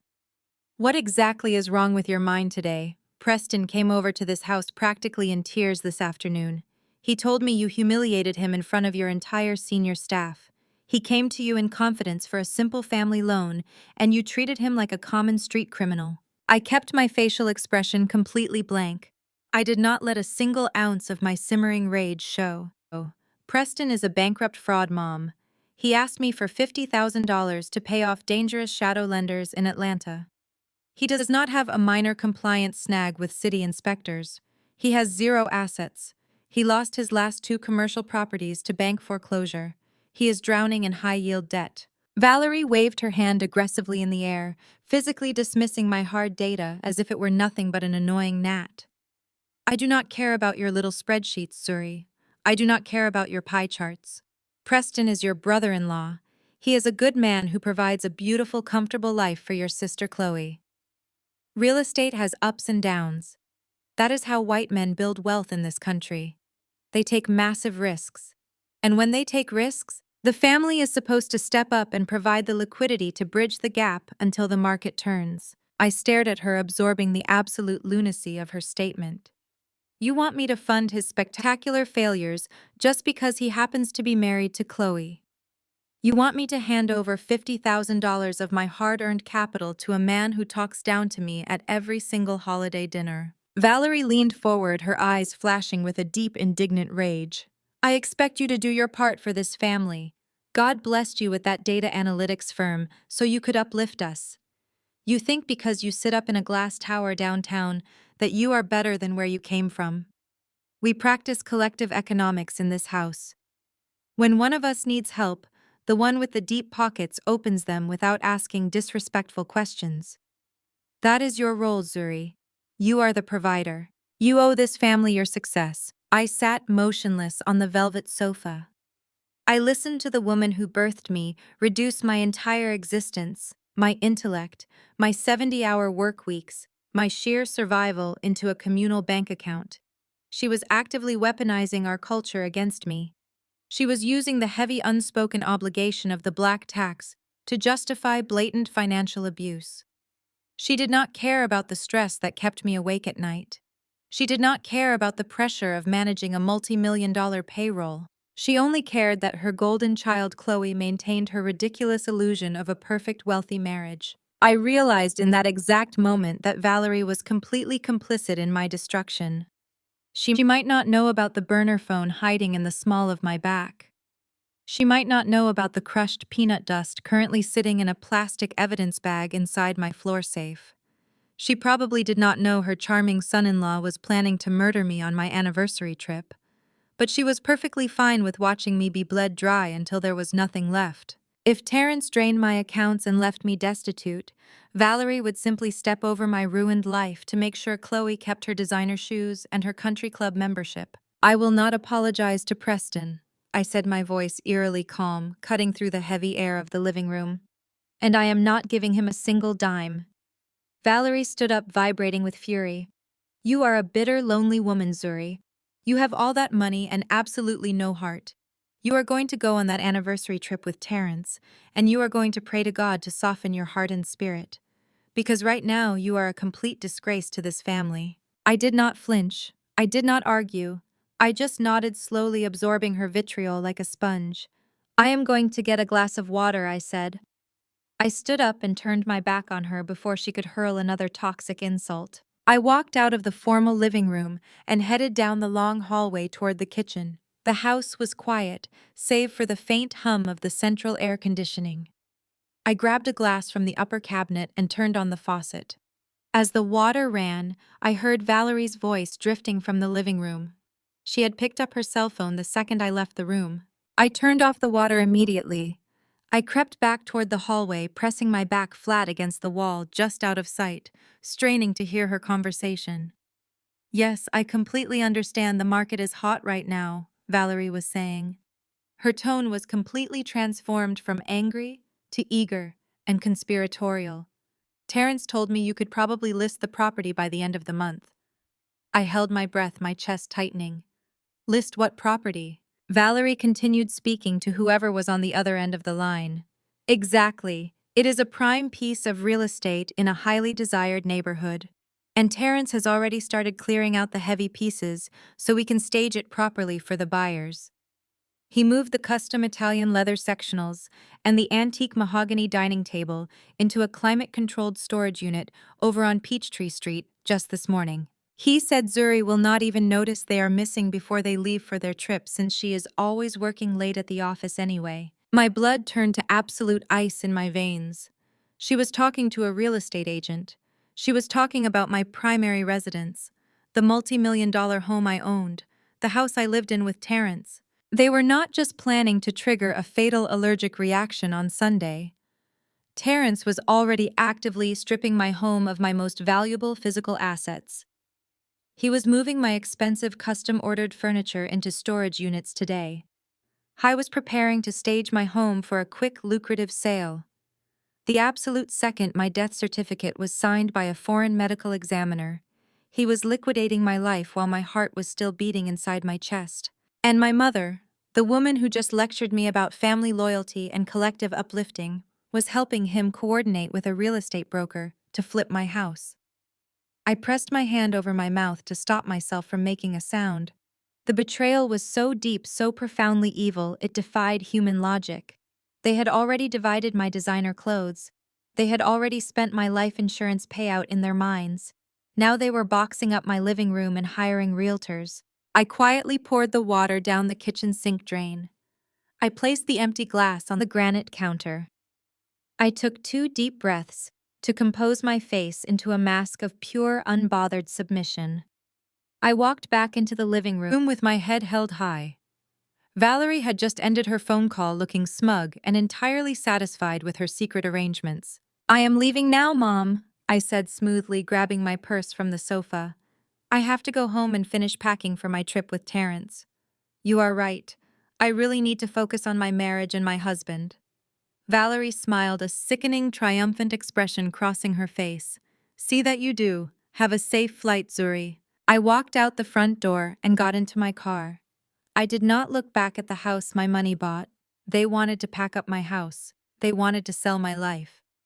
I pulled out my secure phone, opened my encrypted messaging app, and texted my lawyer Malik a single definitive sentence: "Turn up the heat." The soft hum of the central air conditioning was the only sound in the sprawling master bedroom. I stood over my open leather suitcase, carefully folding a silk beach cover-up. It is a deeply surreal experience to pack a bag for a vacation, is designed to be your final resting place. I smoothed the vibrant fabric, aligning the edges with absolute geometric precision. Every single item I placed into the luggage was a prop in a twisted theater production where my husband was the director, the lead actor, and the executioner. I packed my expensive sunscreen. I packed my designer sunglasses. I packed the innocent, naive wife persona perfectly. The heavy oak door creaked open and Terrence walked in. He was holding 2 crystal glasses filled with a robust, deep red Cabernet. He wore that signature, devastatingly charming smile, the one that used to make my heart flutter, before I knew it was a mask hiding a monster. He walked up behind me, wrapping his thick arm around my waist, and handed me the wine glass. He pressed his warm lips against the side of my neck. I did not flinch. I leaned back into his solid chest, taking a slow sip of the wine, letting the alcohol burn the back of my throat. "I cannot wait to get you all to myself, Zuri," he murmured against my skin. "Just the two of us, completely off the grid. No cell service, no business calls, just pure isolation." He was laying it on thick, reinforcing the narrative of the romantic getaway. I turned in his arms, resting my hands flat against his chest, right over his violently lying heart. I offered him a soft, compliant smile. "I am counting down the minutes, baby," I replied. Before he could pull me into a deeper kiss, the sharp chime of the front doorbell echoed up the grand staircase. Terrence pulled back his brow, furrowing in genuine confusion. He had meticulously planned my murder, but he clearly had not planned for evening visitors. "Are you expecting someone?" he asked, placing his wine glass on the nightstand. I shook my head. Not at all. We walked downstairs together, the picture of domestic bliss. I unlocked the heavy front door and pulled it open. The sight on my porch made the blood turn to absolute ice in my veins. It was the entire parasitic cast of my personal nightmare. My mother Valerie stood front and center holding a cheap bakery cake. Behind her stood my sister Chloe, wearing a pristine cream-colored designer silk jumpsuit that clung to her curves. Chloe was leaning heavily against her white husband Preston. Preston looked like a man walking straight to the electric chair, his face pale and shining with a nervous sweat. Bringing up the rear was Nana Pearl leaning heavily on her wooden cane, her sharp eyes scanning the foyer. Surprised Valerie sang out, pushing her way past me into the house without waiting for an invitation. "We could not let you two jet off to the Caribbean without a proper family send-off. We came to give you a bon voyage toast." I closed the door behind them, maintaining a pleasant expression while my mind raced. Valerie was standing in my foyer, holding a cake, acting like a loving mother, despite the fact that I knew she had spent her afternoon coordinating with a real estate broker to liquidate my furniture the second I was declared dead. The sheer sociopathy required to smile in my face was staggering. Terrence quickly recovered his composure, shifting smoothly into his role as the gracious host. He welcomed them into the massive gourmet kitchen, pulling out bar stools at the marble island and offering everyone a drink. Chloe strutted into the kitchen and threw her arms around my neck in an aggressively tight hug. "Have the best time, big sis," she squealed right next to my ear. The moment she embraced me, a wave of nausea hit my stomach. It was not just her fake enthusiasm, it was her scent. The heavy, intoxicating aroma of my signature custom blended Parisian perfume wafted off her skin. It was an exclusive fragrance I kept on the vanity tray in my master bathroom. She had been in my private sanctuary. She had sprayed my own scent onto her body after sleeping with my husband in my house. The psychological warfare of that single action was breathtaking. She wanted to absorb my entire identity. I pulled back from the hug, my smile never wavering. "You smell wonderful, Chloe," I said softly. "It is a very familiar scent." She offered a smug, self-satisfied grin, completely missing the danger in my eyes. "Preston bought it for me today," she lied effortlessly. "He always knows exactly what I love." I glanced at Preston.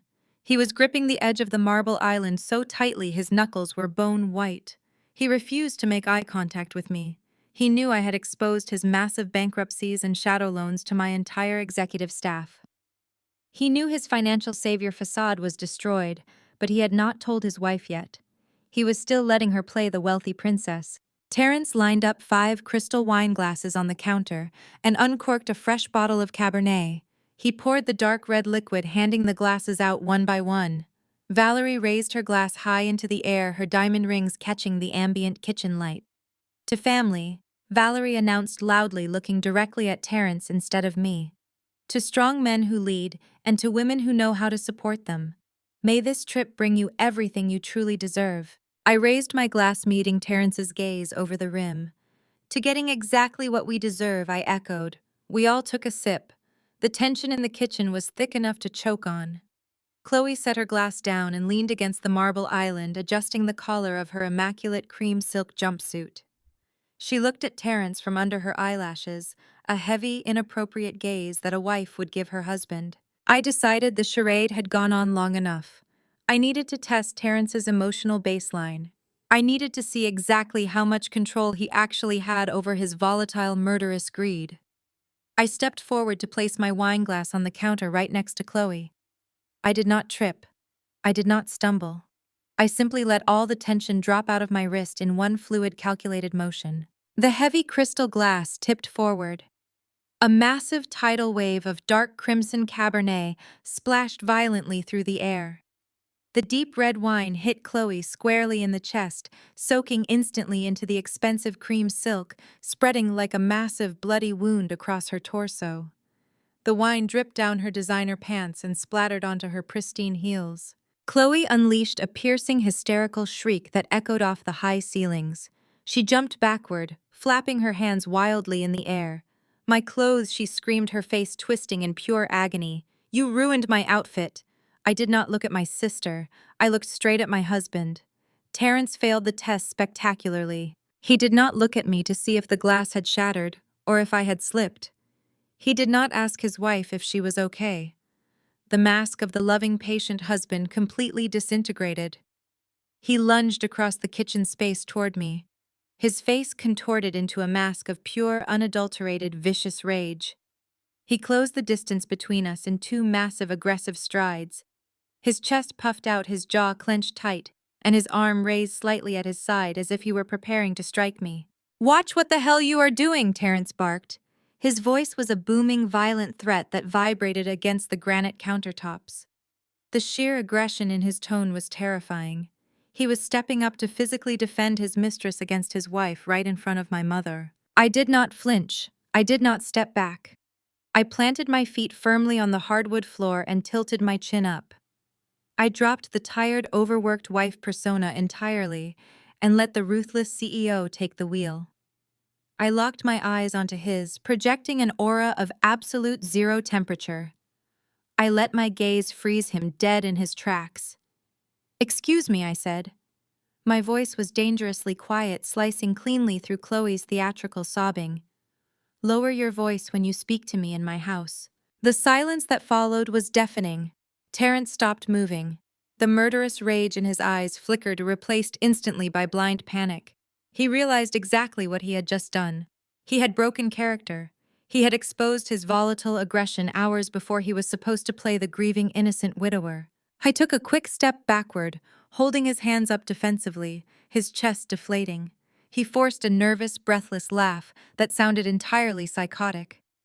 "I am sorry, baby," he stammered, wiping a hand across his sweating forehead. "I am just stressed about the packing. We have an early flight and I am on edge. I did not mean to snap. Let me get a towel." Valerie rushed forward with a handful of paper towels, dabbing frantically at Chloe's ruined jumpsuit, scolding me under her breath for being clumsy. I ignored her completely. The energy in the room had shifted permanently. I looked at Preston, who was staring at the floor, and then at Terrence, who was practically shaking with nervous energy. "I think it is time for everyone to leave," I announced, my tone, leaving absolutely zero room for negotiation. "Terrence is right. We are very stressed and we have an early flight to catch." Preston did not need to be told twice. He grabbed Chloe by the arm, ignoring her whining about the stain, and practically dragged her toward the front door. Valerie huffed loudly, muttering about my terrible hospitality, and followed them out of the kitchen. I walked behind them, escorting the parasites out of my home. Terrence stayed in the kitchen, furiously scrubbing at the floor with a towel, too cowardly to face me after his slip-up. I opened the heavy front door and let the cool night air rush into the stifling foyer. Preston and Chloe marched down the driveway without looking back. Valerie paused on the porch to give me a final glare of disappointment before marching toward her luxury car. Nana Pearl was the last to leave. She shuffled slowly across the foyer, leaning heavily on her wooden cane. I held the door open for her. She stepped over the threshold onto the concrete porch. Suddenly, her ankle gave out. She pitched forward, letting out a sharp gasp. I shot my hands out, instantly catching her firmly by her forearms before her knees could strike the concrete. She was surprisingly light, but as I hauled her back upright, her frail fingers clamped down on my right hand. She curled my fingers inward, pressing something small, hard, and rectangular directly into the center of my palm. She leaned her face in, close her cheek, pressing against mine. Her voice was not the shaky, frail tone of a senile old woman. It was sharp, precise, and completely lucid. "The police are waiting at the terminal," she whispered into my ear. "Burn it all down." Terrence stared at me, his handsome face twisting into a mask of pure, unadulterated confusion. The frantic energy that had fueled his arrogant swagger through the international terminal suddenly evaporated. In its place stood a pathetic, sputtering shell of a man, staring at a glowing red declined screen. "What do you mean you did not forget anything?" he hissed. He kept his voice low, desperately trying to avoid drawing more attention from the wealthy traveler's side, eyeing us from the adjacent premium kiosks. "Zuri, fix this. Call your private banker right now and authorize the transaction. We are going to miss our flight." I did not reach into my purse. I did not pull out a different corporate card to save his ego. I simply stood there on the polished airport tile, my posture perfectly straight, my hands folded calmly in front of me. "There is nothing to fix, Terrence," I said. My voice carried the crisp, ruthless edge I normally reserved for destroying hostile corporate takeovers. "The accounts are not experiencing a security glitch. They are declining because they have been entirely liquidated. The money is gone. Your access is permanently revoked. He blinked heavily, the words struggling to penetrate his thick, entitled skull. He took a heavy step toward me, closing the physical distance between us. He was trying to use his height and broad shoulders to intimidate me, a classic tactic he employed whenever he felt his authority slipping. Zuri, stop playing these ridiculous games. This is our anniversary. I planned this entire romantic getaway for us. I put a lot of money on the line for this. You planned an execution, I corrected him smoothly, not backing up a single inch. And you did not put a dime on the line. You used my money to fund your own murder plot. The air between us seemed to freeze. The bustling noise of the airport, the rolling suitcases, the overhead intercom announcements, all of it faded into a distant, muffled hum. Terrence opened his mouth to speak, but no sound came out. His jaw worked silently. The polished, charming husband routine completely disintegrated, revealing the terrified, cornered predator underneath.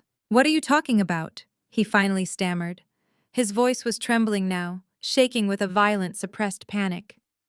You are acting crazy, Zuri. You have been working too hard. The stress is making you paranoid. I let out a sharp, cold laugh that echoed off the high terminal ceiling. Paranoid, I repeated. Did you honestly think a little crushed peanut dust hidden inside a gel capsule would be enough to take down a black woman who built an 8-figure data empire from a folding table? Did you really think you were smarter than me, Terrence? The color drained entirely from his face, leaving his skin a sickly ashen gray. His eyes darted wildly around the ticketing hall as if he expected the walls to close in on him. I know everything. I continued, my voice dropping to a lethal quiet register. I know about the $5 million life insurance policy hidden inside the false bottom of your vintage leather golf bag. I know about the cheap prepaid burner phone you keep tucked behind your clubs. I know about the one-way ticket you booked for me to that remote cliffside villa in the Dominican Republic. And I know all about the filthy, pathetic little affair you are carrying on with my younger sister. Terrence physically staggered backward as if I had just shot him in the chest. He bumped into the automated ticketing kiosk, his hands scrambling blindly behind him to find something solid to hold onto. He was hyperventilating. The sweat I had seen beading on his forehead in my office the other day returned with a vengeance, pouring down his temples and staining the collar of his expensive, custom-tailored dress shirt. You hacked my phone, he whispered, his voice cracking with absolute terror. You went through my private belongings. That is a crime, Zuri. You broke the law. I tilted my head, looking at him with pure, unfiltered disgust. You are standing in an international airport preparing to traffic me across borders so you can trigger a fatal anaphylactic shock, and you are trying to lecture me about privacy violations. You and Preston really are two sides of the same incompetent coin. You both thought you could bleed me dry, take my company, and use my corpse to pay off his shadow lenders in Atlanta. You thought you could hand my hard-earned wealth over to Chloe so she could play rich housewife while I rotted in the ground. Terrence shook his head frantically. He raised his hands, palms facing outward in a gesture of surrender. Zuri, baby, please listen to me. You have it all wrong. Preston made me do it. Preston is in deep with some very dangerous people. They threatened my life. They threatened Chloe. I was just trying to protect the family. I never would have actually hurt you. I love you. The sheer cowardice of his pivot was breathtaking. The second his master plan collapsed, he immediately threw his white brother-in-law under the bus and tried to hide behind a fabricated threat to his life. He was a spineless, greedy parasite, and watching him squirm under the bright fluorescent lights of the terminal was the most satisfying moment of my entire life. Do not ever say you love me again, I commanded. You love my bank accounts. You love the luxury sports car I leased for you. You love the tailored suits I bought you. You love the status of being married to a successful woman. But you resent the hell out of the fact that you will never be anything more than my dependent. You wanted the crown, Terrence, but you are nothing but a court jester. He looked around the terminal, his panic reaching a boiling point. The surrounding passengers were definitely staring now, drawn by his erratic movements and the intense quiet hostility radiating from our confrontation. He realized he could not charm his way out of this. He could not gaslight me into doubting my own reality. He had absolutely zero leverage, zero money, and zero options. I am leaving, he announced abruptly, his voice shrill. He turned his back on me and grabbed the handle of his designer suitcase. I am not doing this with you, Zuri. You are having a mental breakdown. We are getting a divorce. I will have my lawyers contact you. He took exactly 2 steps toward the terminal exit, desperate to escape the consequences of his actions. He was planning to run to disappear into the city and figure out a way to salvage his miserable existence. I did not even make it to the 3rd step. 2 tall, broad-shouldered men in plain clothes stepped smoothly out from behind the premium ticketing counter, completely blocking his path. They moved with a synchronized, authoritative precision that instantly commanded the space. The taller of the 2 men reached into his jacket pocket and pulled out a leather wallet, flipping it open to reveal a shining silver badge. Terrence Washington, the detective, stated, his voice booming with absolute, undeniable authority. You are under arrest for conspiracy to commit murder and insurance fraud. Place your hands behind your back. Terrence froze. The designer suitcase slipped from his grip, hitting the polished tile floor with a loud, heavy thud. He looked at the detectives, then looked back at me, his eyes wide with a begging, pathetic desperation. Zuri, please, please, he whimpered. Tell them this is a mistake. Tell them we are just having a marital dispute. I did not answer him. I simply crossed my arms over my chest and watched the detective spin him around violently, forcing his wrists together behind his back. The sharp metallic click of the handcuffs echoing in the cavernous terminal was the sweetest sound I had ever heard. Simultaneously, a sharp vibration buzzed against my thigh. I reached into the deep pocket of my travel trousers and pulled out my secure smartphone. The screen was glowing brightly with a high-priority notification from my private security application. I had secretly installed discrete cameras around the perimeter of my mother Valerie's house months ago to monitor the property. I opened the live security feed. The high-definition night vision camera pointed directly at Valerie's grand front porch showed an entirely different kind of chaos unfolding. A heavily armed tactical police unit was swarming the manicured lawn. I watched the live video stream in pristine clarity as a massive steel battering ram smashed into the custom oak front door of my mother's house. I stood perfectly still on the polished airport tile, watching the man I had vowed to spend the rest of my life with completely unravel. The 2 plainclothes detectives did not wait for my response. The taller detective stepped forward, grabbing Terrence firmly by his custom-tailored shoulder and violently spinning him around. Terrence resisted just enough to make the situation ugly. He planted his expensive Italian leather loafers against the ground, twisting his torso to face me. Tell them this is a mistake, Zuri, he pleaded, his voice cracking with a pathetic, desperate pitch. Tell them we are just having a marital dispute. We are going on our anniversary trip. Tell them to let me go.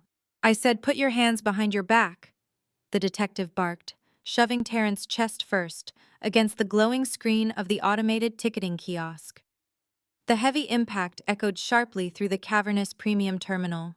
Terrence realized his commanding physical presence meant absolutely nothing here. He immediately tried his ultimate weapon. He tried his corporate charm. He twisted his neck awkwardly, flashing a frantic, manic smile at the officers pinning him down. Look, guys, I am a respected executive. There is a massive misunderstanding here. My wife is under a lot of stress from running her company.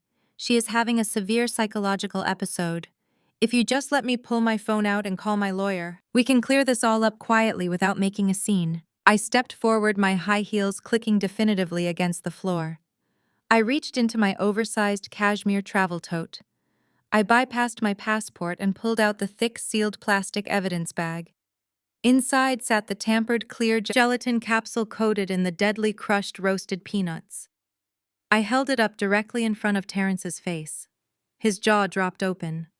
The manic smile vanished instantly, replaced by pure, unadulterated horror. I turned my attention to the lead detective. Detective, this is the tampered allergy medication I recovered from my private office desk yesterday afternoon. He swapped my daily antihistamines with a lethal dose of peanut dust. I have documented the chain of custody from the moment I found it. I reached back into my tote bag and pulled out the sleek encrypted titanium flash drive Malik and I had prepared. And this drive contains the complete unredacted cloned data from the prepaid burner phone he kept hidden inside the false bottom of his vintage golf bag. It includes the fraudulent $5 million life insurance policy, the one-way flight itinerary, and the extensive group chat logs detailing the entire premeditated murder plot with his accomplices. The detective accepted the evidence bags with a firm, respectful nod. Terrence watched the physical proof of his treason change hands. The absolute reality of his situation crashed down on his shoulders, physically buckling his knees. The corporate charm completely evaporated. The smooth-talking, manipulative husband was gone. He began to beg. It was a visceral, guttural sound that lacked any shred of dignity. "Zuri, baby, please," he wept. He strained against the detective's grip, twisting his neck to look at me, thick tears welling in his panicked eyes and spilling down his cheeks. "You cannot do this to me." I was desperate. Preston forced my hand. "He owes incredibly dangerous people a lot of money, Zuri. They threatened my life. They threatened Chloe. I had to play along to protect the family. I never would have actually let you take that pill. I swear to God I was going to stop it before we got on the plane. I love you." The sheer audacity of his lies made my blood run freezing cold. He was willing to throw the sister he was actively sleeping with to the wolves just to save his own skin. He was a coward down to his marrow. "You do not know how to love anything that does not come with a $sign attached to it," I said, my voice carrying clearly over the ambient noise of the airport.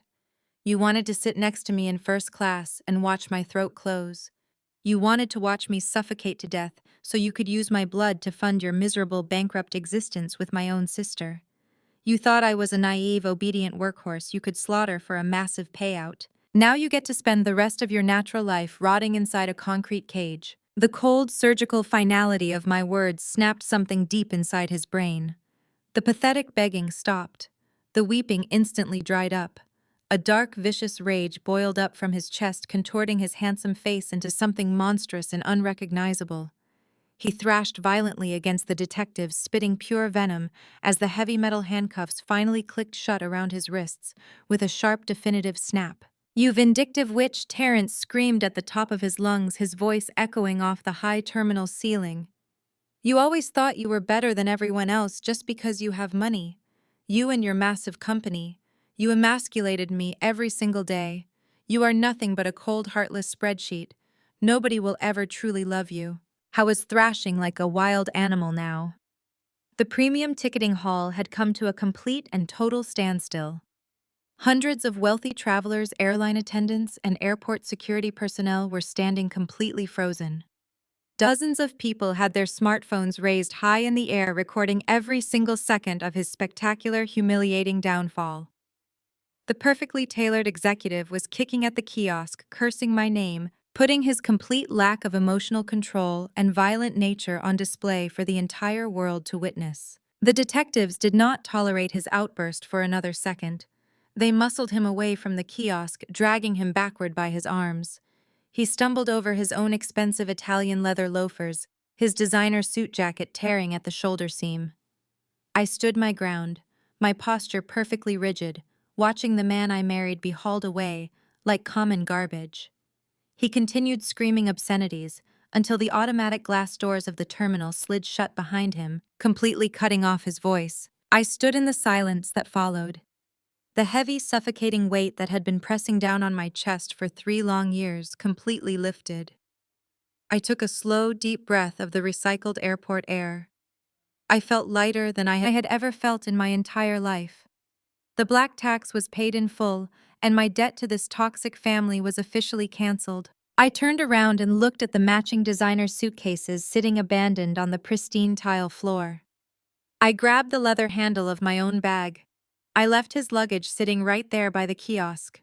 I had absolutely no intention of boarding an international flight today. I walked out of the terminal with my head held high, completely ignoring the whispers and the staring eyes of the onlookers. I stepped out into the warm, humid Atlanta morning air. My private driver was already waiting at the curb in my sleek black SUV, exactly as I had instructed him to do. I handed him my suitcase, slid into the luxurious leather back seat, and closed the heavy door, shutting out the noise of the airport. I sank into the plush leather, savoring the profound, untouchable quiet of my newly secured life. I had won. Then my secure smartphone violently vibrated against my thigh. I pulled the device from my pocket. It was a high-priority message from my lawyer, Malik. There was no text attached to the message. It was just a large video file. I tapped the screen to download the file and pressed play. The video was a live high-definition recording taken from the hidden security cameras I had secretly paid contractors to install across the street from my mother Valerie's sprawling brick home earlier this week. The camera angle perfectly captured her massive manicured front lawn and the grand oak front doors. 3 marked police cruisers were parked haphazardly across her immaculate driveway, their red and blue lights flashing aggressively in the bright morning sun. I watched in glorious, vivid detail as 2 heavily armed uniformed officers violently marched Preston out the front door. His hands were cuffed tightly behind his back. He was wearing nothing but a silk bathrobe and boxer shorts. His face was blotchy red and slick with pure, unadulterated panic. He was shouting at the officers, trying to invoke his white privilege, but they shoved him unceremoniously into the back of a squad car. Seconds later, Chloe was dragged out right behind him. She was sobbing hysterically, fighting against the officers' grips. She wore no makeup. Her hair was a wild, tangled mess, and her wrists were bound in cold steel. She was screaming for our mother. They were being paraded across the front lawn, completely exposed, completely humiliated in front of the entire upscale neighborhood. Neighbors were standing on their porches in their bathrobes, holding their phones out, recording the golden child and the arrogant real estate mogul being hauled away like common criminals. Then the camera caught Valerie. She ran out onto the front porch, clutching her chest, screaming at the police officers to stop. She watched her entire fabricated world, her status and her favorite children burn to the ground in real time. The dust settled over Atlanta, but the smoke from my family's ruined lives was just beginning to rise 72 hours after the chaotic arrests at the international terminal.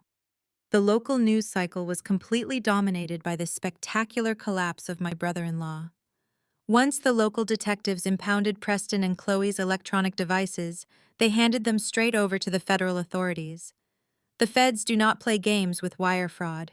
Preston had been running a massive Ponzi scheme for years, using fake appraisals to secure millions in commercial loans, while desperately shuffling cash to pay off his shadow lenders. Because Chloe was listed as a co-signer and managing director on 3 of his fraudulent corporate entities, she was indicted right alongside him. They were no longer the wealthy, sophisticated couple looking down on me at Sunday dinner.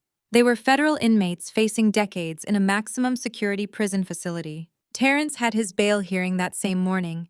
My lawyer Malik made sure I had a front row seat via a private, secure video link. Terrence stood before the judge wearing a shapeless Orange County jumpsuit, his hands cuffed at his waist. He looked completely stripped of his corporate arrogance. His expensive haircut was messy, and the exhaustion of 3 nights in a concrete cell showed in the dark, heavy bags under his eyes. His slick defense attorney stood up and tried to argue that the $5 million life insurance policy was just aggressive financial planning. He tried to claim the burner phone was circumstantial and that Terrence was an upstanding citizen who posed no flight risk. The district attorney did not even blink. She stood up and presented the plastic evidence bag containing the tampered allergy capsule.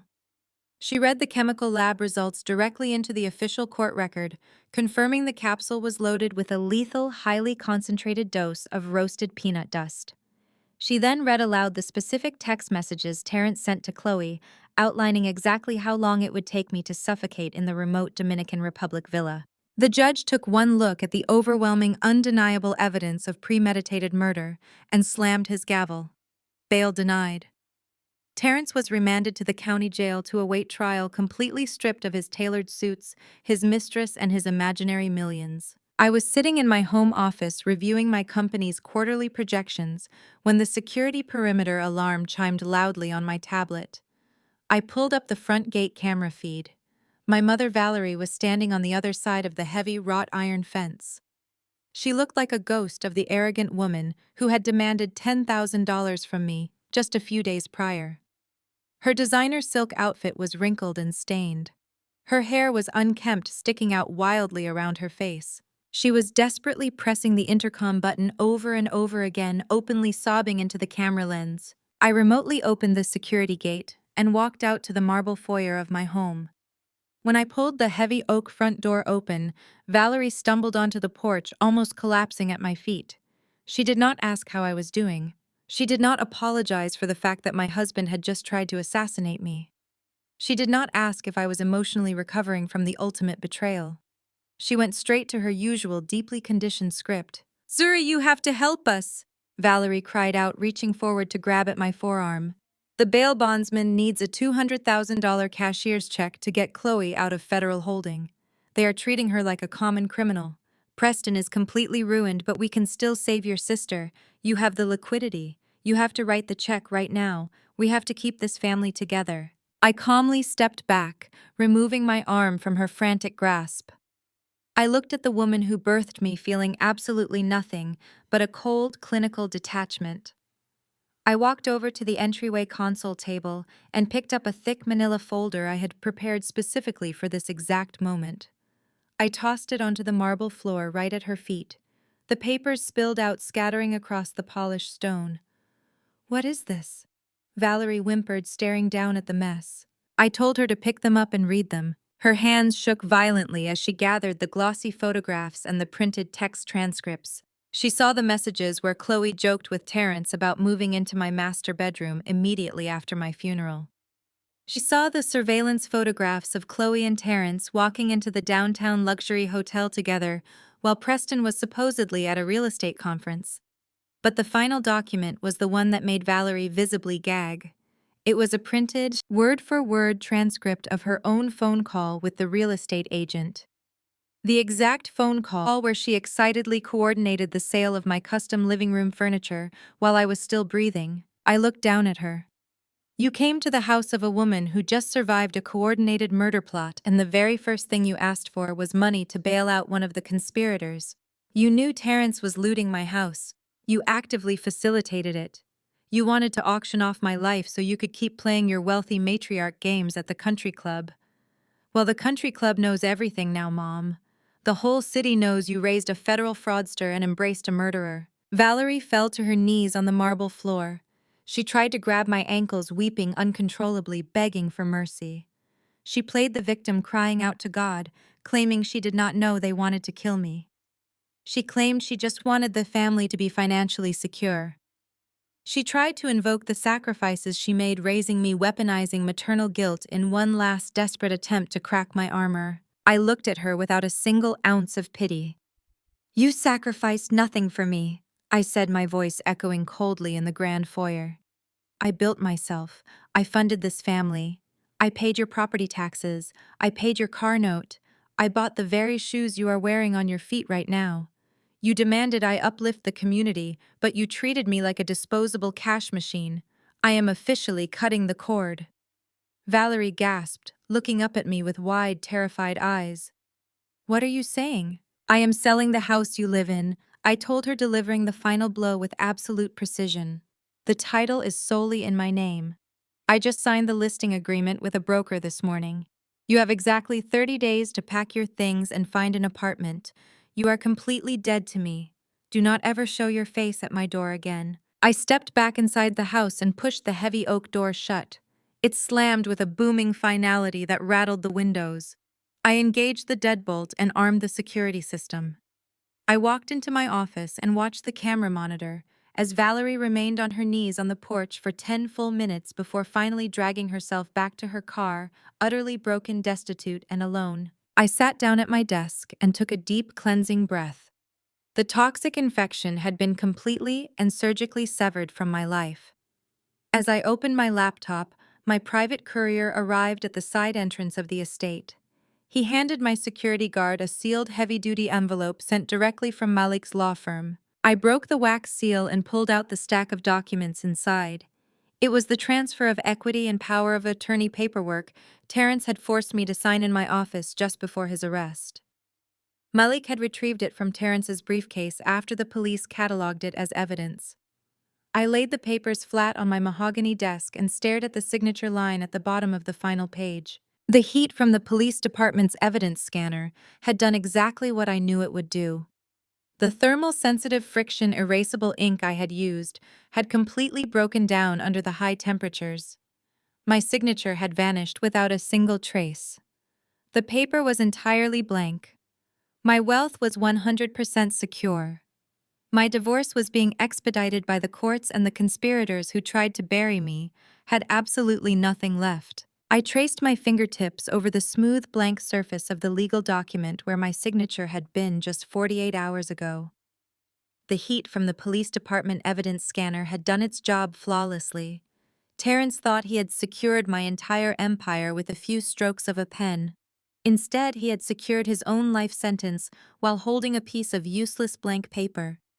I folded the document, fed it into the heavy-duty shredder next to my desk, and listened to the satisfying hum of the metal blades chewing up the very last physical remnant of my marriage. I walked out of my home office and stood in the grand marble foyer of the estate. The house was completely silent.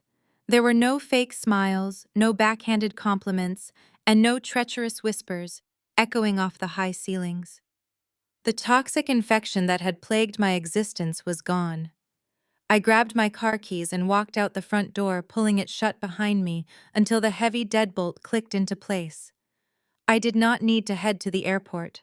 I was not going to the Dominican Republic. I was going to the only place in the world where I was actually safe. I merged onto the highway, driving away from the wealthy, manicured suburbs and heading toward the historic, older neighborhoods of Atlanta. As the city skyline shifted in my rearview mirror, I felt the heavy, invisible chain of the black tax finally snap and fall away from my shoulders. You are taught from the very moment you get your first professional paycheck that your success belongs to the collective. You are conditioned to believe that setting boundaries with your family is the ultimate cultural sin.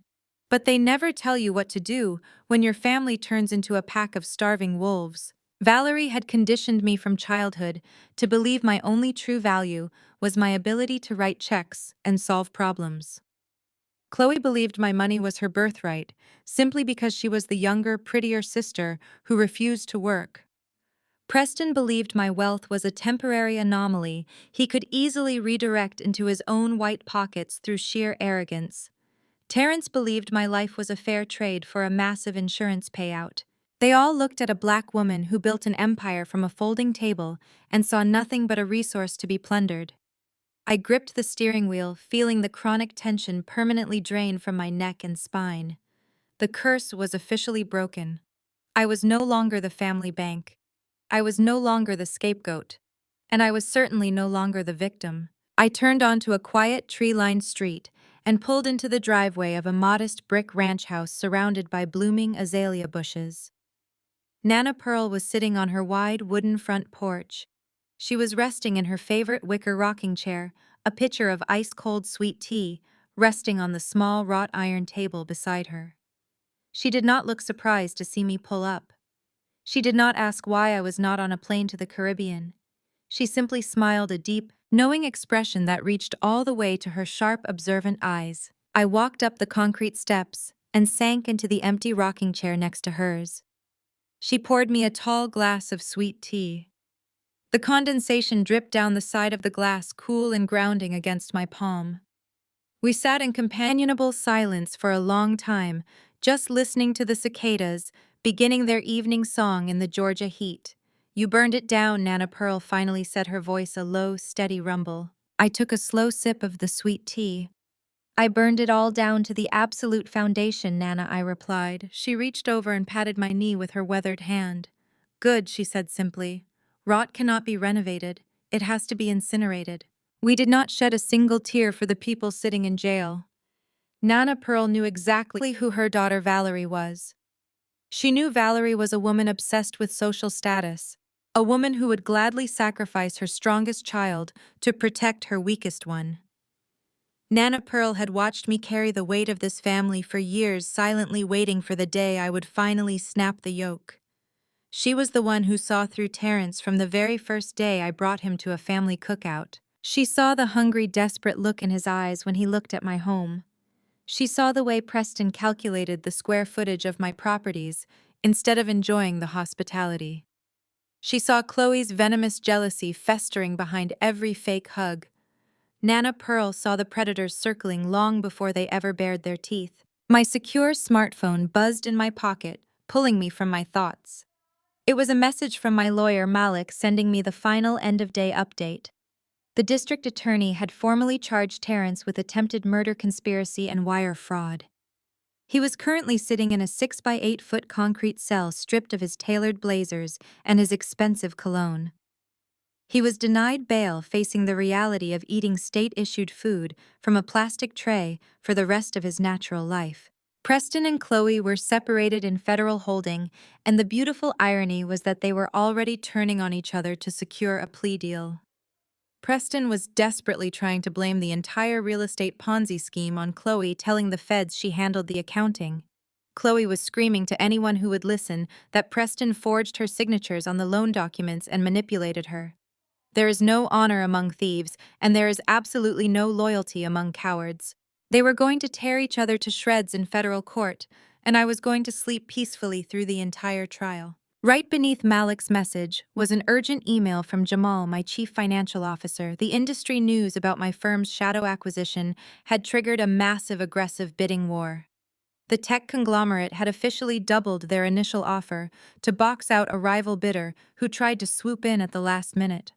My company had just hit a record valuation. The numbers on the screen were so staggering they almost did not look real. I opened my private banking application and looked at the balance of my newly secured, untouchable offshore trust accounts. The wealth was pristine, locked away in an impenetrable legal fortress in Nevis that no predatory husband or greedy mother could ever breach. My divorce proceedings were already expedited due to the criminal charges, ensuring Terrence would be legally severed from my name before the leaves even began to change for autumn. The sun began to set over the city skyline in the distance, painting the sky in brilliant sweeping strokes of purple, burnt orange, and gold. I leaned back in the wicker rocking chair, closing my eyes and letting the warm southern breeze wash over my face. I had walked straight into a meticulously planned death trap. I had looked my murderers in their eyes, smiled, poured them a glass of wine, and dismantled their entire universe from the inside out. They thought my love made me weak. They thought my dedication to my community made me blind to their exploitation. They severely underestimated the sheer calculating force of a Black woman who realizes she is fighting for her own survival. They thought they were playing a game of checkers with a naive wife, but I was playing three-dimensional chess with their freedom. I opened my eyes and took another slow sip of the sweet tea. I did not just survive the trap. I flipped the entire board. The people who tried to bury me were the ones locked in cages, suffocating under the weight of their own monumental greed.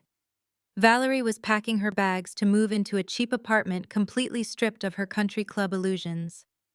Terrence was trading his luxury sports car for a prison jumpsuit. Preston and Chloe were fighting for a reduced sentence in a federal penitentiary. And me. I was sitting on a quiet front porch surrounded by the only genuine unconditional love I had left, holding an empire that was entirely unequivocally my own. The black tax was paid in full, and the account was permanently closed. I set my glass down on the wrought iron table, feeling the absolute, undeniable power radiating through my veins. I walked away the undisputed queen of my own life. The most profound lesson from this story is that true security comes from within, not from familial loyalty or outward success. Blood does not automatically guarantee love or protection, and toxic family dynamics can be just as dangerous as enemies. The protagonist learned that setting absolute boundaries is necessary for survival. When you are the financial pillar of your family, predators will disguise themselves as loved ones to exploit your hard work. Independence and vigilance are your greatest shields. Recognizing your own worth means walking away from those who only value you for what you can provide. If you found strength in this story of overcoming betrayal, share this video with someone who needs to be reminded of their own power, and subscribe for more triumphant journeys.